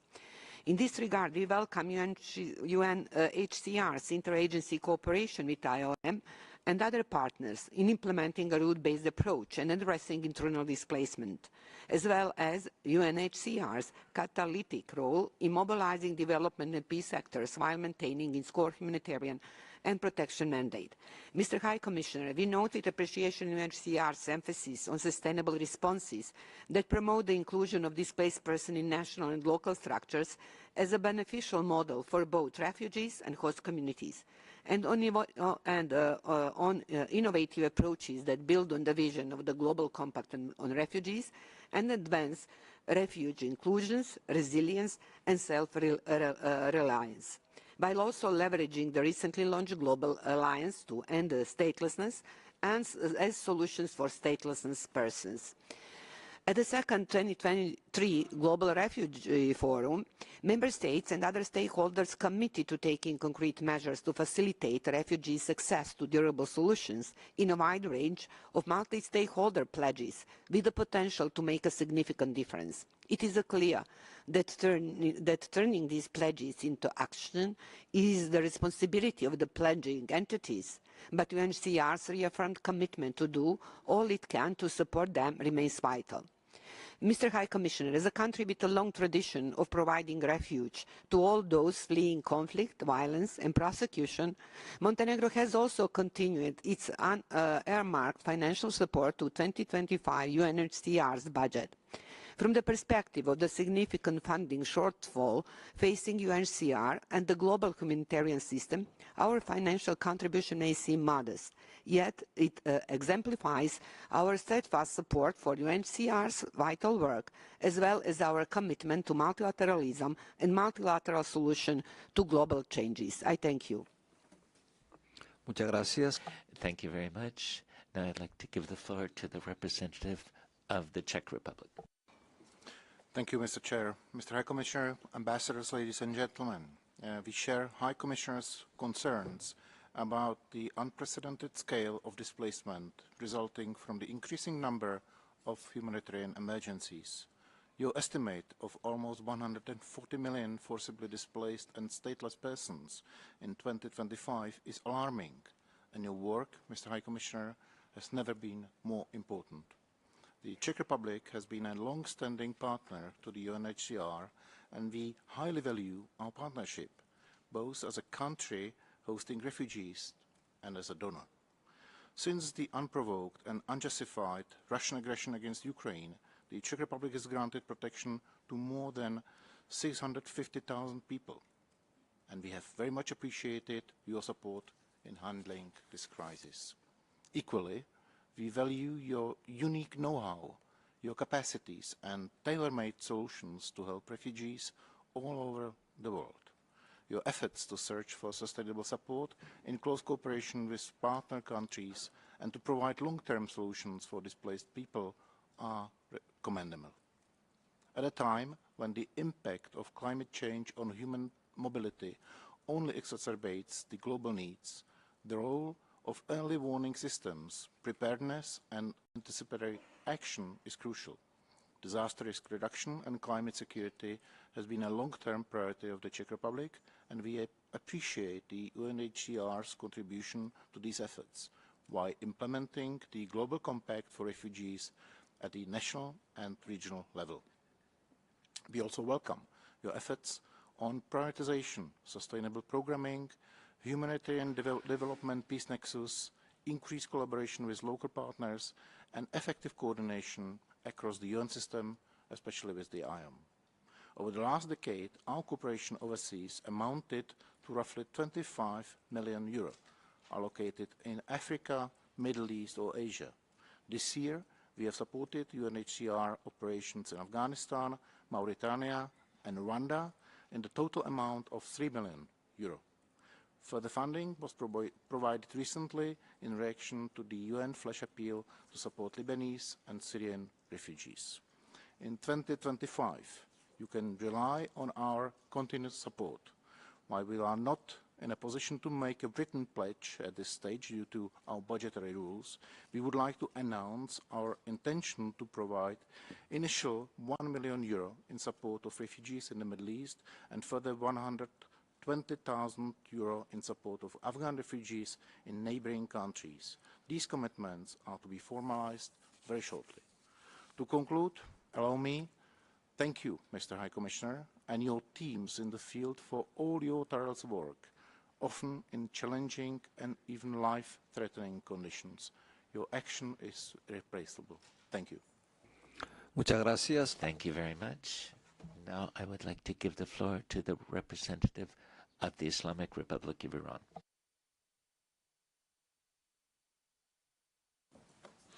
Thank you, Mr. Chairman. Mr. Chairman, I extend my appreciation to the UNHCR for convening this important event and to the High Commissioner and his team for their comprehensive updates. The global displacement crisis has surpassed a historic milestone, with over 120 million individuals forcibly displaced worldwide. Natural and man-made conflicts, disasters, poverty, and unemployment continue to force people from their homes, contributing to an unprecedented figure that reflects the increasing severity of conflicts and climate-induced crises. The majority of displaced persons originate from the least developed nations, with the burden of hosting these populations overwhelmingly borne by countries in the global south. Iran continues to shoulder an immense responsibility as a major host country for refugees, with the number of arrivals exceeding the populations of many countries. Over 1 million Afghan nationals entered Iran in just the first half of 2024, compounding the long-term pressures on our infrastructure, economy, and social services. Despite these overwhelming challenges and minimal international support, covering less than 5% of hosting costs, Iran provides critical services, including education, healthcare, and shelter, to refugees and undocumented migrants alike. The emergency situation in Afghanistan persists. Instability in our neighboring country has created a continuous flow of mixed migration involving refugees, asylum seekers, and economic migrants. This phenomenon will not diminish without comprehensive and collaborative international efforts to stabilize Afghanistan and support its reconstruction. We urge the global community to reinvigorate voluntary repatriation initiatives coupled with tangible measures to rebuild Afghanistan's infrastructure. Moreover, responsibility sharing must evolve beyond traditional financial aid models.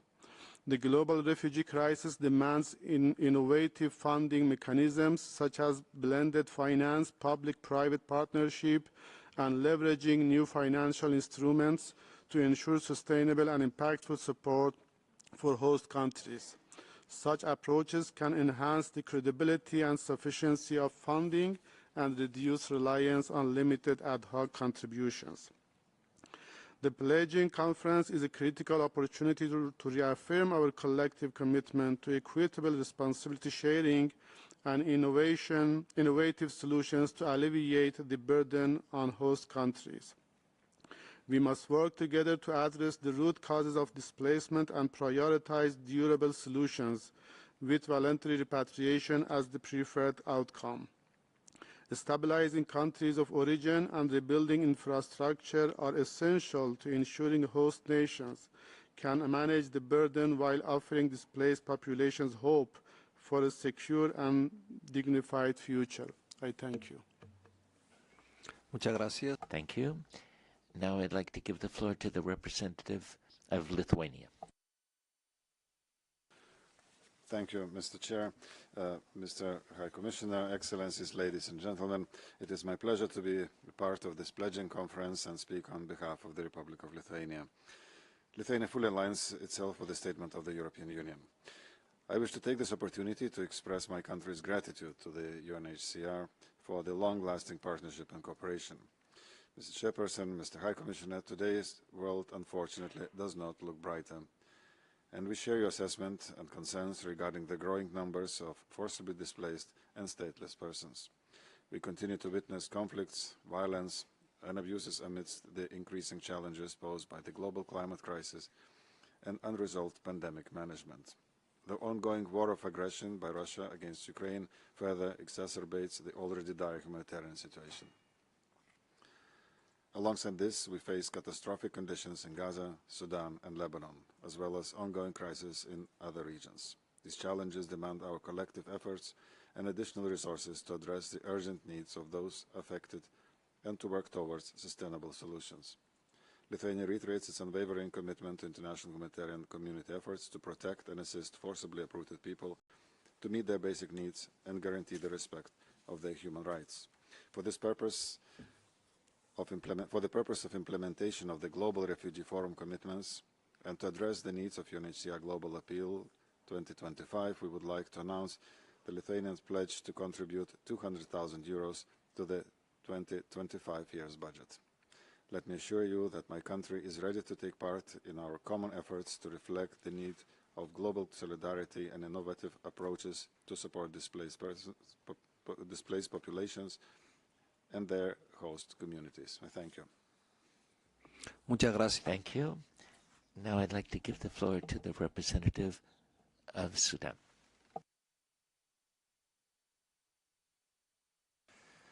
Thank you, Excellency. Sudan extends its deepest appreciation to the UNHCR under your able leadership, Mr. High Commissioner Filippo Grandi, and your tireless efforts as the front line of the global displacement crisis. Your work has been instrumental in responding to the needs of the most vulnerable, particularly in my country, Sudan. Sudan, which used to be at the front of the top 7 African countries that host refugees from neighboring countries.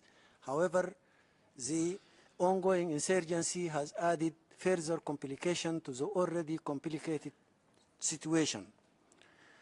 As Sudan is now facing unparalleled humanitarian crisis, the ongoing conflict has displaced over 12 million people internally and over 3.3 forced to flee to neighboring countries, with more than 12 million people in need for urgent humanitarian assistance. Those compounding the crisis are severe food insecurity, climate change disasters, plus the outbreaks of disease in some parts of the country. Despite these dire needs, the response remains severely underfunded. In 2024, only 40% of the $1.31 billion required to address Sudan's emergency needs was secured, leaving a funding gap of over $616 million. The shortfall has significantly hindered the UNHCR interventions with its partners and their ability to deliver life-saving assistance from food, varying to health care and education, all to protection services. Sudan remains committed to facilitating the work of humanitarian organizations, taking concrete measures to ensure the swift delivery of aid, including through cross-border crossings and also through fast-tracking processing of all administrative and logistical requirements of the international organizations. We urge the international community to, 1, fulfill their financial commitments and pledges by providing flexible and unearmarked funding, sustainable funding, to enable timely and effective response. 2, support hosting communities, especially inside Sudan, as the numbers of the IDPs, the 12 million I just referred to, are just growing bigger and bigger day by day, while the hosting communities there are not very well equipped to receive such volumes of IDPs. We need to prioritize them, ensuring that they have resources as they need it to provide all the displacement populations. And finally, prioritizing the sustainable solution by not only addressing the immediate needs, but also to empower communities and build resilience. Finally, Your Excellency, we just reiterate our thanks, gratitude, and appreciations to you and your team, and thank you. Muchas gracias. Thank you. Now I'd like to give the floor to the representative of Estonia. Thank you, Distinguished Chair, High Commissioner, colleagues. Estonia aligns with a statement delivered by the European Union. Thank you, High Commissioner, for your opening remarks. Estonia shares the concern you highlighted, particularly over the unprecedented and increasing levels of forced displacement. We'd like to thank you, High Commissioner, as well as UNHCR staff, for your passion and commitment to providing life-saving assistance, often in the most difficult circumstances. I'd particularly like to pay tribute to UNHCR staff and volunteers who have tragically lost their lives in the performance of their duties. Estonia took the decision to become a humanitarian donor in 1998, only 7 years after restoring our independence. Today we are a global donor, a principled donor, a consistent donor. We continue to do our part. We have supported UNHCR for over 2 decades and will continue to do so. At the end of last year, Estonia made a multi-year core contribution of €2,100 for this and the next year. Estonia will also look for opportunities to support UNHCR's activities in acute and protracted crises around the world. Russia's ongoing war of aggression against Ukraine continues to cause human suffering and driving forced displacement in our region. We see humanitarian needs in Ukraine rising due to Russia's deliberate attacks against Ukraine's civil and energy infrastructure. High Commissioner, we stand at a turning point. The humanitarian system can no longer continue as it has in face of mounting challenges. We need to rethink how we operate. With the increasing funding cap, we need to focus on efficiency and transparency. We welcome the initiative on sustainable responses and call on the UNHCR to work with development and peace actors on the ground while focusing on its core mandate. Lastly, High Commissioner, it was a pleasure to host you in Estonia. We reiterate our support to UNHCR and look forward to continuing our excellent cooperation in the future. I thank you. Muchas gracias. Thank you. I would like to give the floor to the representative of Kenya. Thank you, Chairperson, High Commissioner, Excellencies. Let me thank UNHCR for convening this pledging conference, and thank you, High Commissioner, for your leadership in these very difficult times. This pledging conference comes at a moment when humanitarian needs and displacements of persons is regrettably at a record high. We gather here amidst more horrendous, concurrent and high-impact crises globally. Both violent conflicts and adverse impacts of climate change are intensifying on a very disturbing high trajectory. While new conflict remains a major concern, protected and mutating situations linger. Moments like this can trigger despair, but also moments can trigger radical transformation that alter the course of events to save lives, restore human dignity, and build resilience. For donors who continue to finance the efforts to host, assist, and to protect refugees, we thank you for your generosity and urge you to continue and scale up these endeavors. We also call upon more donors to step up on this collective engagement. For fellow hosts who continue hosting refugees, some for very protracted periods, despite the needs of our host countries, we thank you for your continued patience, generosity, and contributions. As a major and long-standing host for refugees, Kenya remains concerned over the gap between raising humanitarian needs and resources to address them. We take note of the UNHCR 2024 underfunded report and further express our concerns that 7 of the most underfunded operations are within our neighborhood. As the number of refugees is at a record high, the need for solidarity in burden and responsibility sharing has never been greater. We have seen this solidarity exercised in some refugee contexts and call upon the global community to ensure the same solidarity in burden and responsibility sharing, indeed, for all refugees everywhere. It is important that all crises everywhere receive adequate and financial and material support. Ensuring attention to all crises is also in line with our humanitarian principles. Unearmarked funding remains crucial to ensure that UNHCR has the agility to address humanitarian needs as and when they occur. We appeal this consideration to all donors to ensure that the financing for the humanitarian sector gives humanitarian organizations and the UNHCR in this case the agility they need to do their life-saving work. As consistently noted in other meetings of UNHCR, Kenya expressed concerns over the persistent underfunding of Impact Area 4 dubbed SOL on securing solutions. We take note and welcome the 16% projected increase in funding for the solutions outlined in the presentation. We urge UNHCR to uphold the trend in including through leveraging partnerships with peace and development actors and robust engagement with the countries of origin. Amidst escalating needs and fewer resources to address them, it is crucial to focus on addressing the root causes of displacement for prevention, while also ensuring that people can return home in dignity and safety. I thank you for your kind attention. Muchas gracias. Thank you. I would like to give the floor to the representative of Iceland. Thank you, Chair. High Commissioner, 2024 and the outlook for 2025 are a stark reminder of the need for a strong, agile and well-resourced UNHCR. This can only be realized through collective action. Iceland has over the years steadily worked to deepen its partnership with UNHCR through quality funding, with heavy emphasis on core contributions. We are convinced that this is the most efficient way to ensure that UNHCR is fit for purpose in this era of relentless emergencies and crises without end. Iceland therefore takes pride in its 5-year framework agreement in effect until 2028, which sets the annual limit for Iceland's core contributions. We then endeavour each year to provide a top-up and over-deliver. This year we did so on at least one occasion in the context of the Sudan crisis, in the hope that this would increase UNHCR's life-saving operational agility. Beyond core contributions, Iceland provides predictable and flexible funding for UNHCR's operations in a number of protracted and often forgotten and underfunded crises.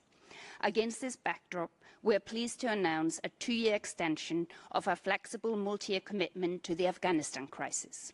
Similarly, we recognise the importance of continuing to provide UNHCR with the maximum foresight and flexibility possible in its activities in the Central Sahel. We are therefore adding another year to our existing multi-year commitment. Our multi-year Yemen pledge is still in effect, and a flexible and long-standing commitment to the Syria crisis remains in place until 2027. As for Ukraine, contributions to UNHCR's work has not faltered, and it has not come at the expense of other crises. Planning for 2025 is underway.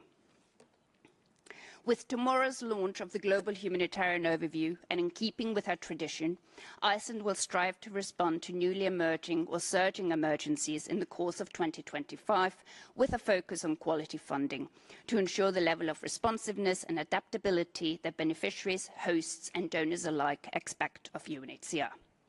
In closing, Iceland recognises that UNHCR cannot do it alone.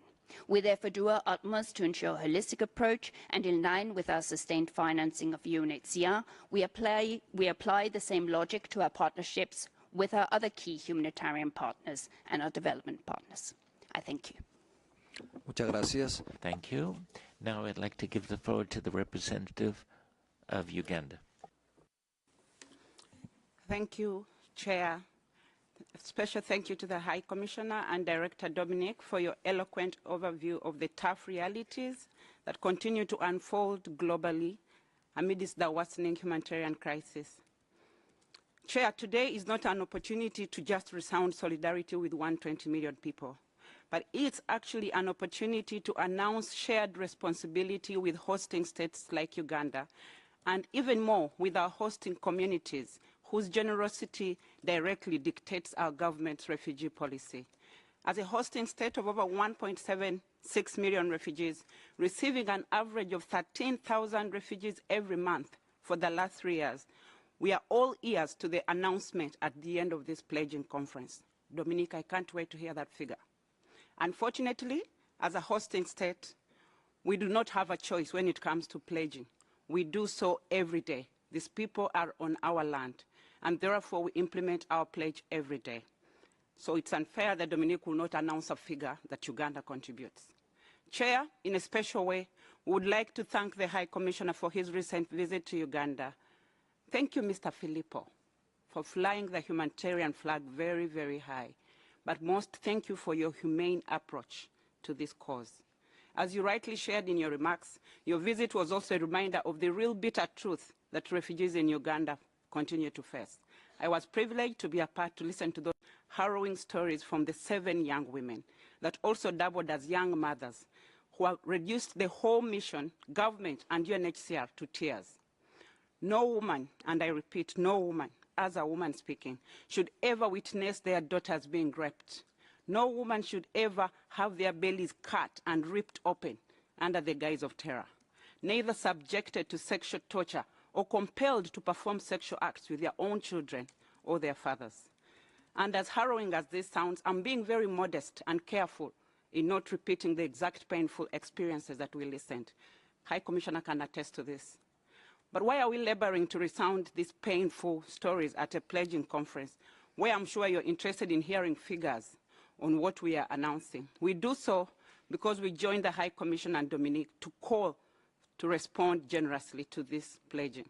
For a minute, assume that these needy people with those harrowing stories are in your neighborhood or they are in your land. And in addition to the trauma they have run from, they meet the reality that there are no funds to support or assist to restore hope.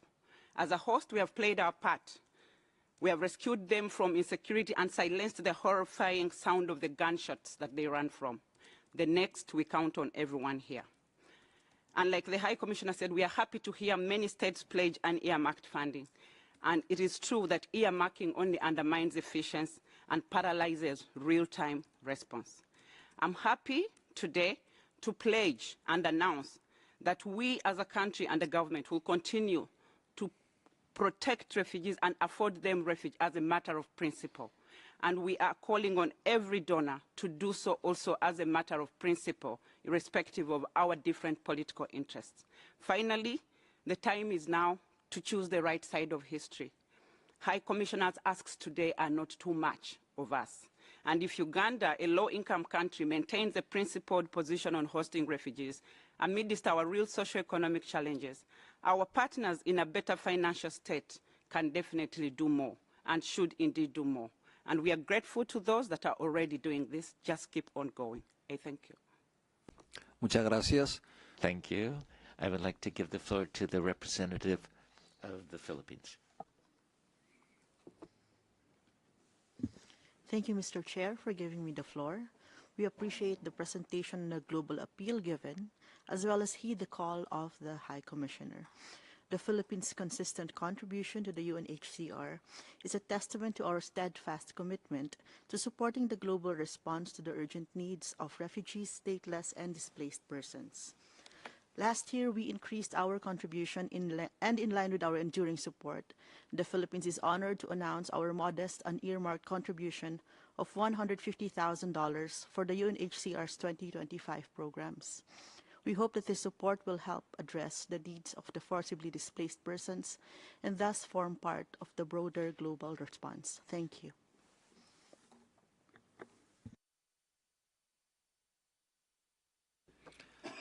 Muchas gracias. Thank you. I would like to give the floor now to the representative of the Russian Federation.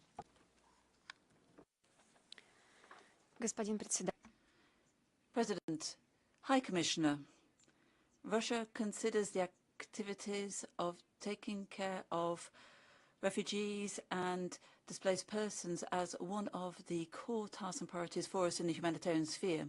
Working with UNHCR, we traditionally place great importance on our work together as part of our foreign policy. Given the increasing number of persons in need of protection, the increase in humanitarian needs and the lack of financing which is noted, our country intends to carry on to be a responsible and reliable donor to the UNHCR. Pursuant to the government's resolutions, we intend to, for 2025, make a voluntary contribution of $2 million. Part of these resources will be unearmarked, and others will be earmarked for financing programs agreed upon with the UNHCR. At the same time, we must express our regret that the anti-Russian sanctions have, in a considerable way, impeded transferring Russia's voluntary contribution donor funds to the UNHCR budget. To conclude, I would like to express our high esteem for the invaluable work carried out by the UNHCR, the comprehensive efforts aimed to provide humanitarian assistance to the millions of displaced persons and to support peace, security and stability throughout the world. And here we intend to provide comprehensive support in the future as well to UNHCR. Thank you. Muchas gracias. Thank you.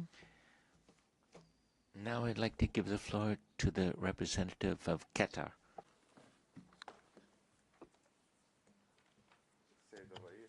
السيد المفوض السامي، السيدات والسادة الحضور الكريم، تحية طيبة وبعد. Mr. Chairperson, Mr. High Commissioner, warm greetings. We would like to point out the efforts undertaken by the UNHCR under the leadership of Mr. Grandi to protect the refugees and alleviate their suffering, to safeguard their rights and to find durable solutions for their plight. The UNHCR Global Appeal 2025 has illustrated the magnitude and gravity of the refugee and IDP crisis facing our world today. Their increasing numbers to nearly 140 million people, deterioration of their humanitarian situation due to new conflicts, and failure to resolve long-term crises require the international community to continue joint coordination, burden sharing, and to provide the necessary support for the humanitarian development response efforts of refugees and their host countries and communities.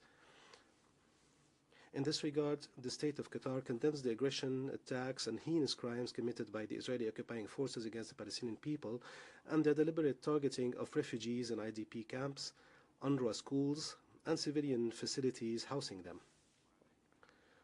We therefore call upon the international community to continue to provide various types of adequate support to humanitarian responses plans and to operations for Palestinian refugees and displaced persons to alleviate their suffering and ensure that they have access to what enables them to live in dignity, and to continue to provide more support to UNRWA to carry out its mandates. We express our rejection of any attempt aimed at ending or reducing its role. The State of Qatar, both governmentally and non-governmentally, and based on its belief in humanitarian responsibility, the spirit of international share burning has been keen to be among the most prominent supporters of the efforts of the United Nations and its agencies to help refugees and displaced persons around the world without any discrimination. In this regard, the State of Qatar launched last week with the International Federation of Football Association, FIFA, the activities of the FIFA World Cup Qatar 2022 Legacy Fund, with funding of $50 million, with the aim of implementing a series of community programs in cooperation between the State of Qatar and 3 organizations, including the United Nations High Commissioner for Refugees, the World Health Organization, and the World Trade Organization. With regard to refugees, the fund will support programs that will foster millions of refugees and people displaced by war, conflict, and persecution, enhance their resilience and self-sufficiency, provide them with basic services, help them rebuild their lives in peace and dignity, promote social inclusion, and support the communities concerned. Last April, the Qatar Fund for Development and UNHCR signed a US $8 million, which is a multi-year agreement in flexible funding to support UNHCR's global humanitarian response. In addition, there are several projects that are still in the process of development and signing between the Qatar Fund and the United Nations High Commissioner for Refugees, most notably the program to support healthcare referrals for Syrian refugees in Zaatari and Azra camps in Jordan, worth more than $4 million, and a grant agreement to support Syrian refugee families in Lebanon and to relieve pressure on the host community worth $4 million. The QFFD is also in the process of signing a grant agreement with the UNHCR in the amount of $5 million on improving housing conditions and public and community infrastructure in Ukraine. In conclusion, the State of Qatar affirms that it will continue to provide all necessary support to the efforts of the United Nations High Commissioner for Refugees to enable it to implement its humanitarian programs and activities around the world, and to enhance its ability to respond to the increasing humanitarian needs resulting from waves of refugees and forced displacement. Thank you, Mr. Chairperson. Muchas gracias. Thank you very much. I would like to give the floor now to the representative of Poland. Thank you, Chair. Poland aligns itself with the EU statement. Mr. High Commissioner, thank you for your opening remarks, which are no less alarming than those we heard at the last EXCOM meeting in October. Overlapping global challenges, war-stricken Ukraine, the catastrophic situation in Sudan, the very fragile situations in Lebanon and Syria, and other numerous crises create a complex patchwork of growing humanitarian emergencies to which UNHCR must respond in accordance with its mandate. We are well aware that the organization's resources are increasingly stretched. At this point, we would like to express our gratitude for all the efforts made by the UNHCR and its staff to address and improve the situation of forcibly displaced persons throughout the world. In this context, we also commend the steps taken by the UNHCR to prioritize its efforts to strengthen its cooperation with other agencies and to broaden the scope of donors in order to fill the remaining funding gaps. Mr. Chair, my country, which is hosting the largest number of refugees in its history, due to brutal, senseless and unprovoked aggression of one of our neighbors against another, is well aware that the significant financial and organizational burden that such assistance entails. Despite these circumstances, Poland has always shown a multifaceted and geographically diverse commitment to helping all people under UNHCR's mandate. We have applied a multi-track approach by donating to UNHCR to alleviate the effects of humanitarian crisis, for instance, in Sudan and in Armenia. I'm also pleased to announce that only last week, Poland decided to respond to the UNHCR's October emergency appeal for the Lebanon-Syria influx and to contribute to the Assad program, still in 2024, with a sum of approximately €1 million. Mr. High Commissioner, to conclude, let me assure you that once our budget for 2025 is finalized and enters into force, we'll make every effort to continue our financial support to your office in the coming year with a 360-degree approach to the humanitarian emergencies and with the ultimate aim of providing tangible assistance to people in need. I thank you. Muchas gracias. Doy ahora la Thank you. I now give the floor to the representative of Iraq. السيد المفوض السامي المحترم. Thank you, President, High Commissioner, ladies and gentlemen.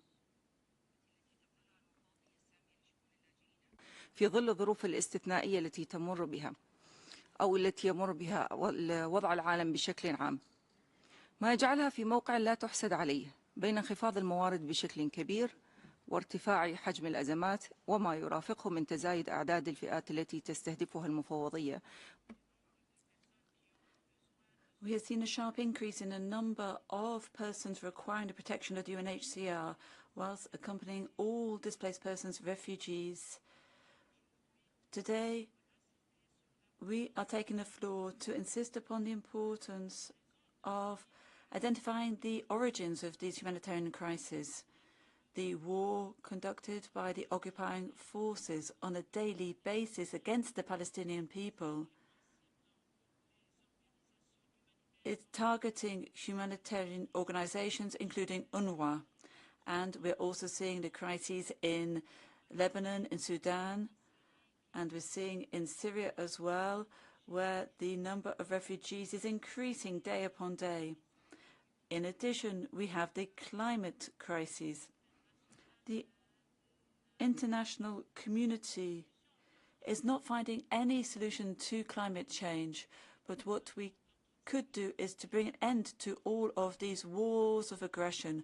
We express our full support to the UNHCR in all of the efforts to support countries in our region, to support Palestine, Lebanon, Syria, and to express our solidarity with them. We must share the burden and increase the international contribution to deal with these exceptional crises. We reiterate our praise and thanks to the High Commissioner and to his office for all efforts deployed. Thank you. Muchas gracias, señora. Thank you, Madam. Now I'd like to give the floor to the ACNUR, to the Director General of Spain and the chair of the standing group in this respect. Chair, High Commissioner, Director, Excellencies, ladies and gentlemen. For me, it is a great honor to be here with you today and to speak on behalf of all of the national actors at UNHCR. Standing group represents 11 national partners from Argentina, Australia, Germany, Japan, New Zealand, Portugal, Spain, Sweden, Switzerland, the United Kingdom and the United States of America.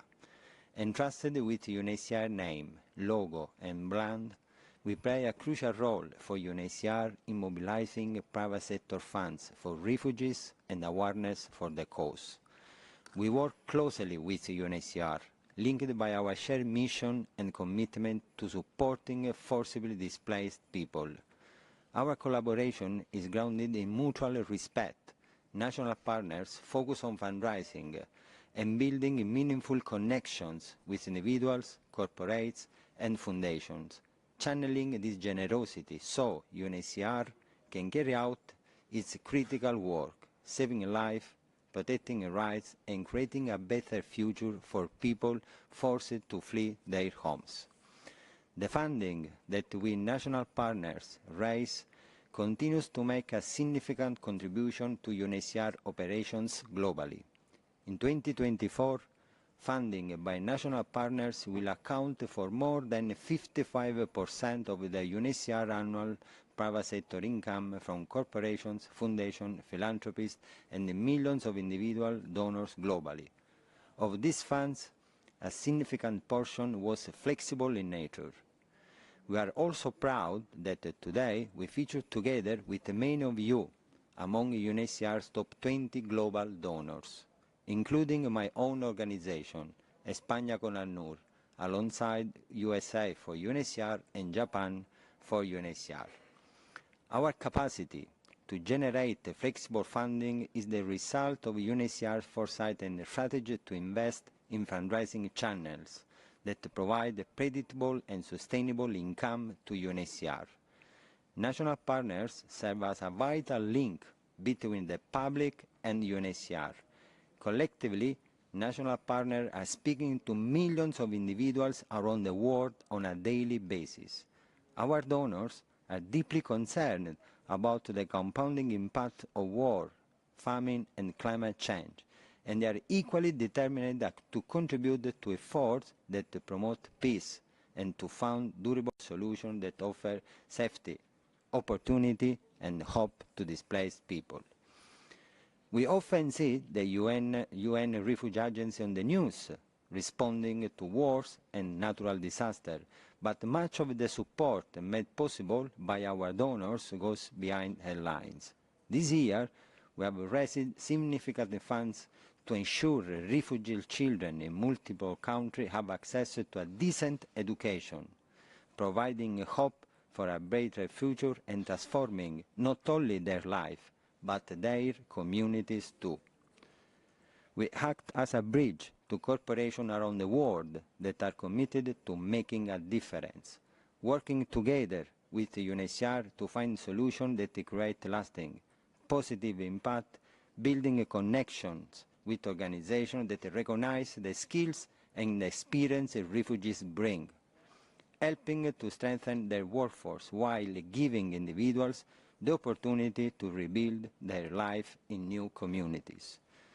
To our government representatives present here, these individuals and organizations are your citizens and communities, standing in solidarity with the UNHCR and the refugees. We are proud to work alongside UNHCR with your constituents in making an impact and providing a solution for refugees around the world. Chairperson, these turbulent and uncertain times call for even stronger support. We feel our responsibility deeply, and we know that everyone present in this room shares that commitment. Solidarity is at the heart of our collective work. We stand before you as an expression of the ability to act together.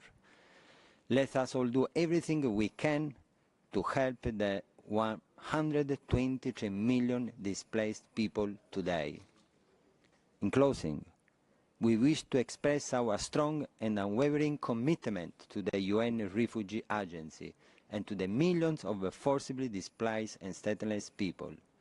I am pleased to announce that with the continued support of our national partner, we pledge to commit $355 million to UNHCR in 2025. Thank you. Muchas gracias. Thank you. Excellencies, distinguished delegates, I would like to express my sincere thanks to all of the delegations which have expressed their support through their financial contributions. Distinguished delegates, it is my pleasure to summarize the preliminary results of the funds that have been pledged and already committed to UNHCR and that will allow the office to continue its operations into 2025. Subject to final verification, detailed results will be posted on the Global Focus website and shared with the permanent missions. At this point, I can announce a total of $1,143 million towards UNHCR's programs for 2025, trusting that further funds will be made available in the first half of the year. In addition, a total of $283 million has also been pledged for 2026 and beyond. Please note that this amount does not include the announcement of $355 million which was made today by Mr. Francesco Siaca on behalf of UNHCR's private sector partners. In addition, in-kind contributions have been pledged. In accordance with the International Public Sector Accounting Standard, IPSAS, the value of these contributions will be determined and recorded when goods and services have been delivered.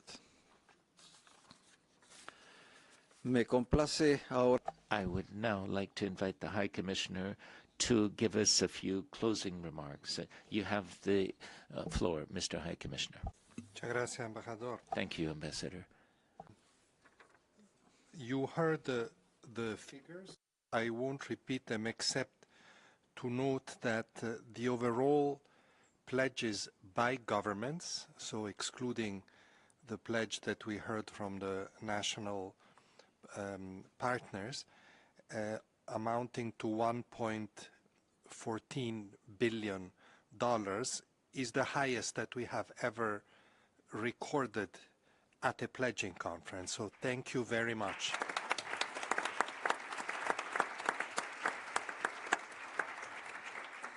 Thank you for the very special effort that many of you made, and please, in whatever way is most appropriate, convey our thanks to the citizens of your countries that contributed to this very good result. I want to, we're not into too many ratings, but still, I want to flag that a very special thanks to the 10 top pledgers, the United States, Denmark, Sweden, the Netherlands, Germany, Norway, Japan, Switzerland, the Republic of Korea, and Ireland, that were the highest pledges. A very special thanks also to the 5 countries that topped the unearmarked or flexible funding list, that is Sweden, Norway, Denmark, the Netherlands, and Switzerland, because, like we said many times, these are very important quality contributions. I want to thank all those, and we heard several, that announced funding higher than in previous years or resumed funding after an interruption. And this includes, in particular, this includes many countries, but I want to single out in particular Bulgaria, Lithuania and Armenia. Not all spoke, but they presented pledges, and these are significantly higher pledges than in previous years. Big or small, when you have an increase, this is a very important signal that you provide to this community. Many thanks to the national partner associations who, through Francesco Sciacca, mentioned their very ambitious but legitimate targets. We count on you. I would like to recall that we are projecting this year is not finished, and much of the non-government funding, or a substantial portion, comes towards the end of the year. We're still projecting around $600 million in non-government funding. This is, in absolute terms, the second largest contribution to UNHCR after the United States. So it's very significant, and much of that, not all of that, but much of that is collected through national partner organizations, so a special thanks to them. And a special thanks also, lastly, to countries that host large numbers of refugees and that made the pledges today. A few more points in addition to my comments on the statistics that the chairman has shared with us. First of all, this is a great result, but we should not be complacent. We're still talking about 10% of the budget that is presented in the global appeals. This is a very good result for the beginning of the year, but I take very literally the commitments made by many of you that as soon as your budget laws are approved, as soon as parliaments approve, you can make further pledges. We're still talking about less than 30 countries pledging today, so a minority of the overall membership of the United Nations.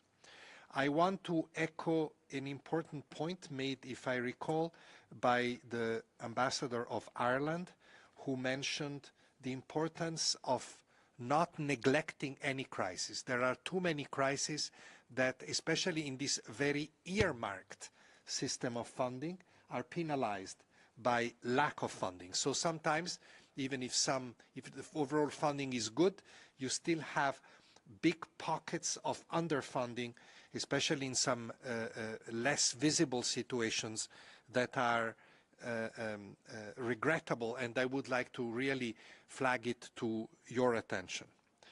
There were several mentions of contribution to CERF, the Central Emergency Response Fund. That's very good. Please contribute to CERF. It's in 2022, we received $70 million from the CERF Central Fund.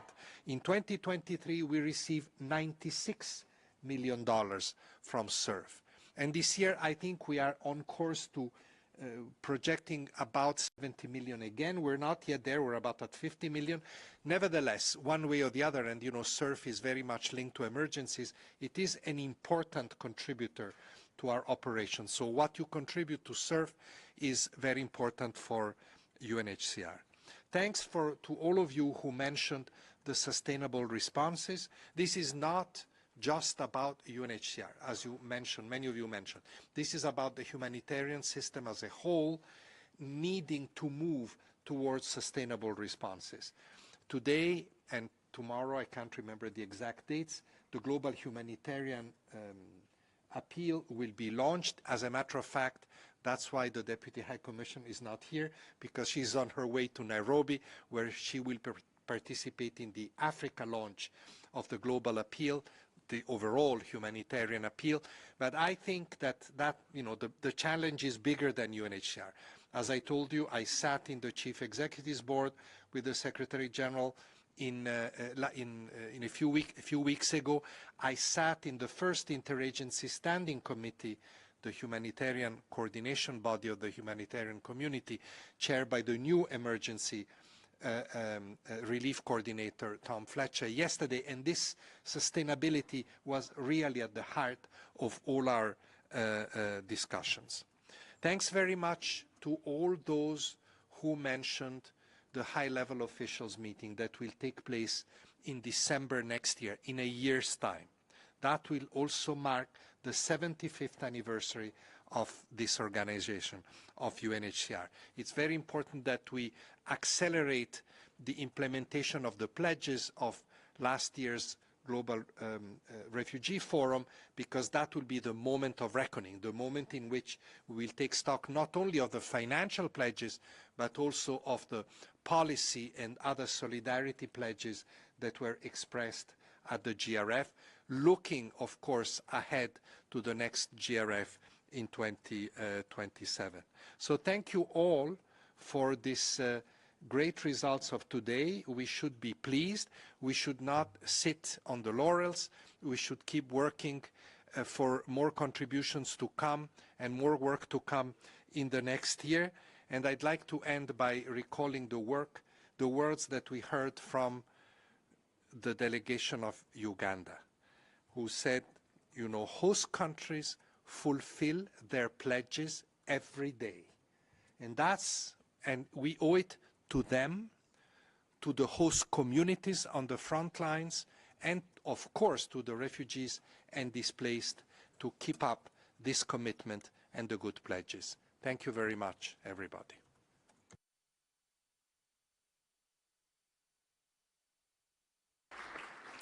Muchas gracias. Thank you very much, High Commissioner.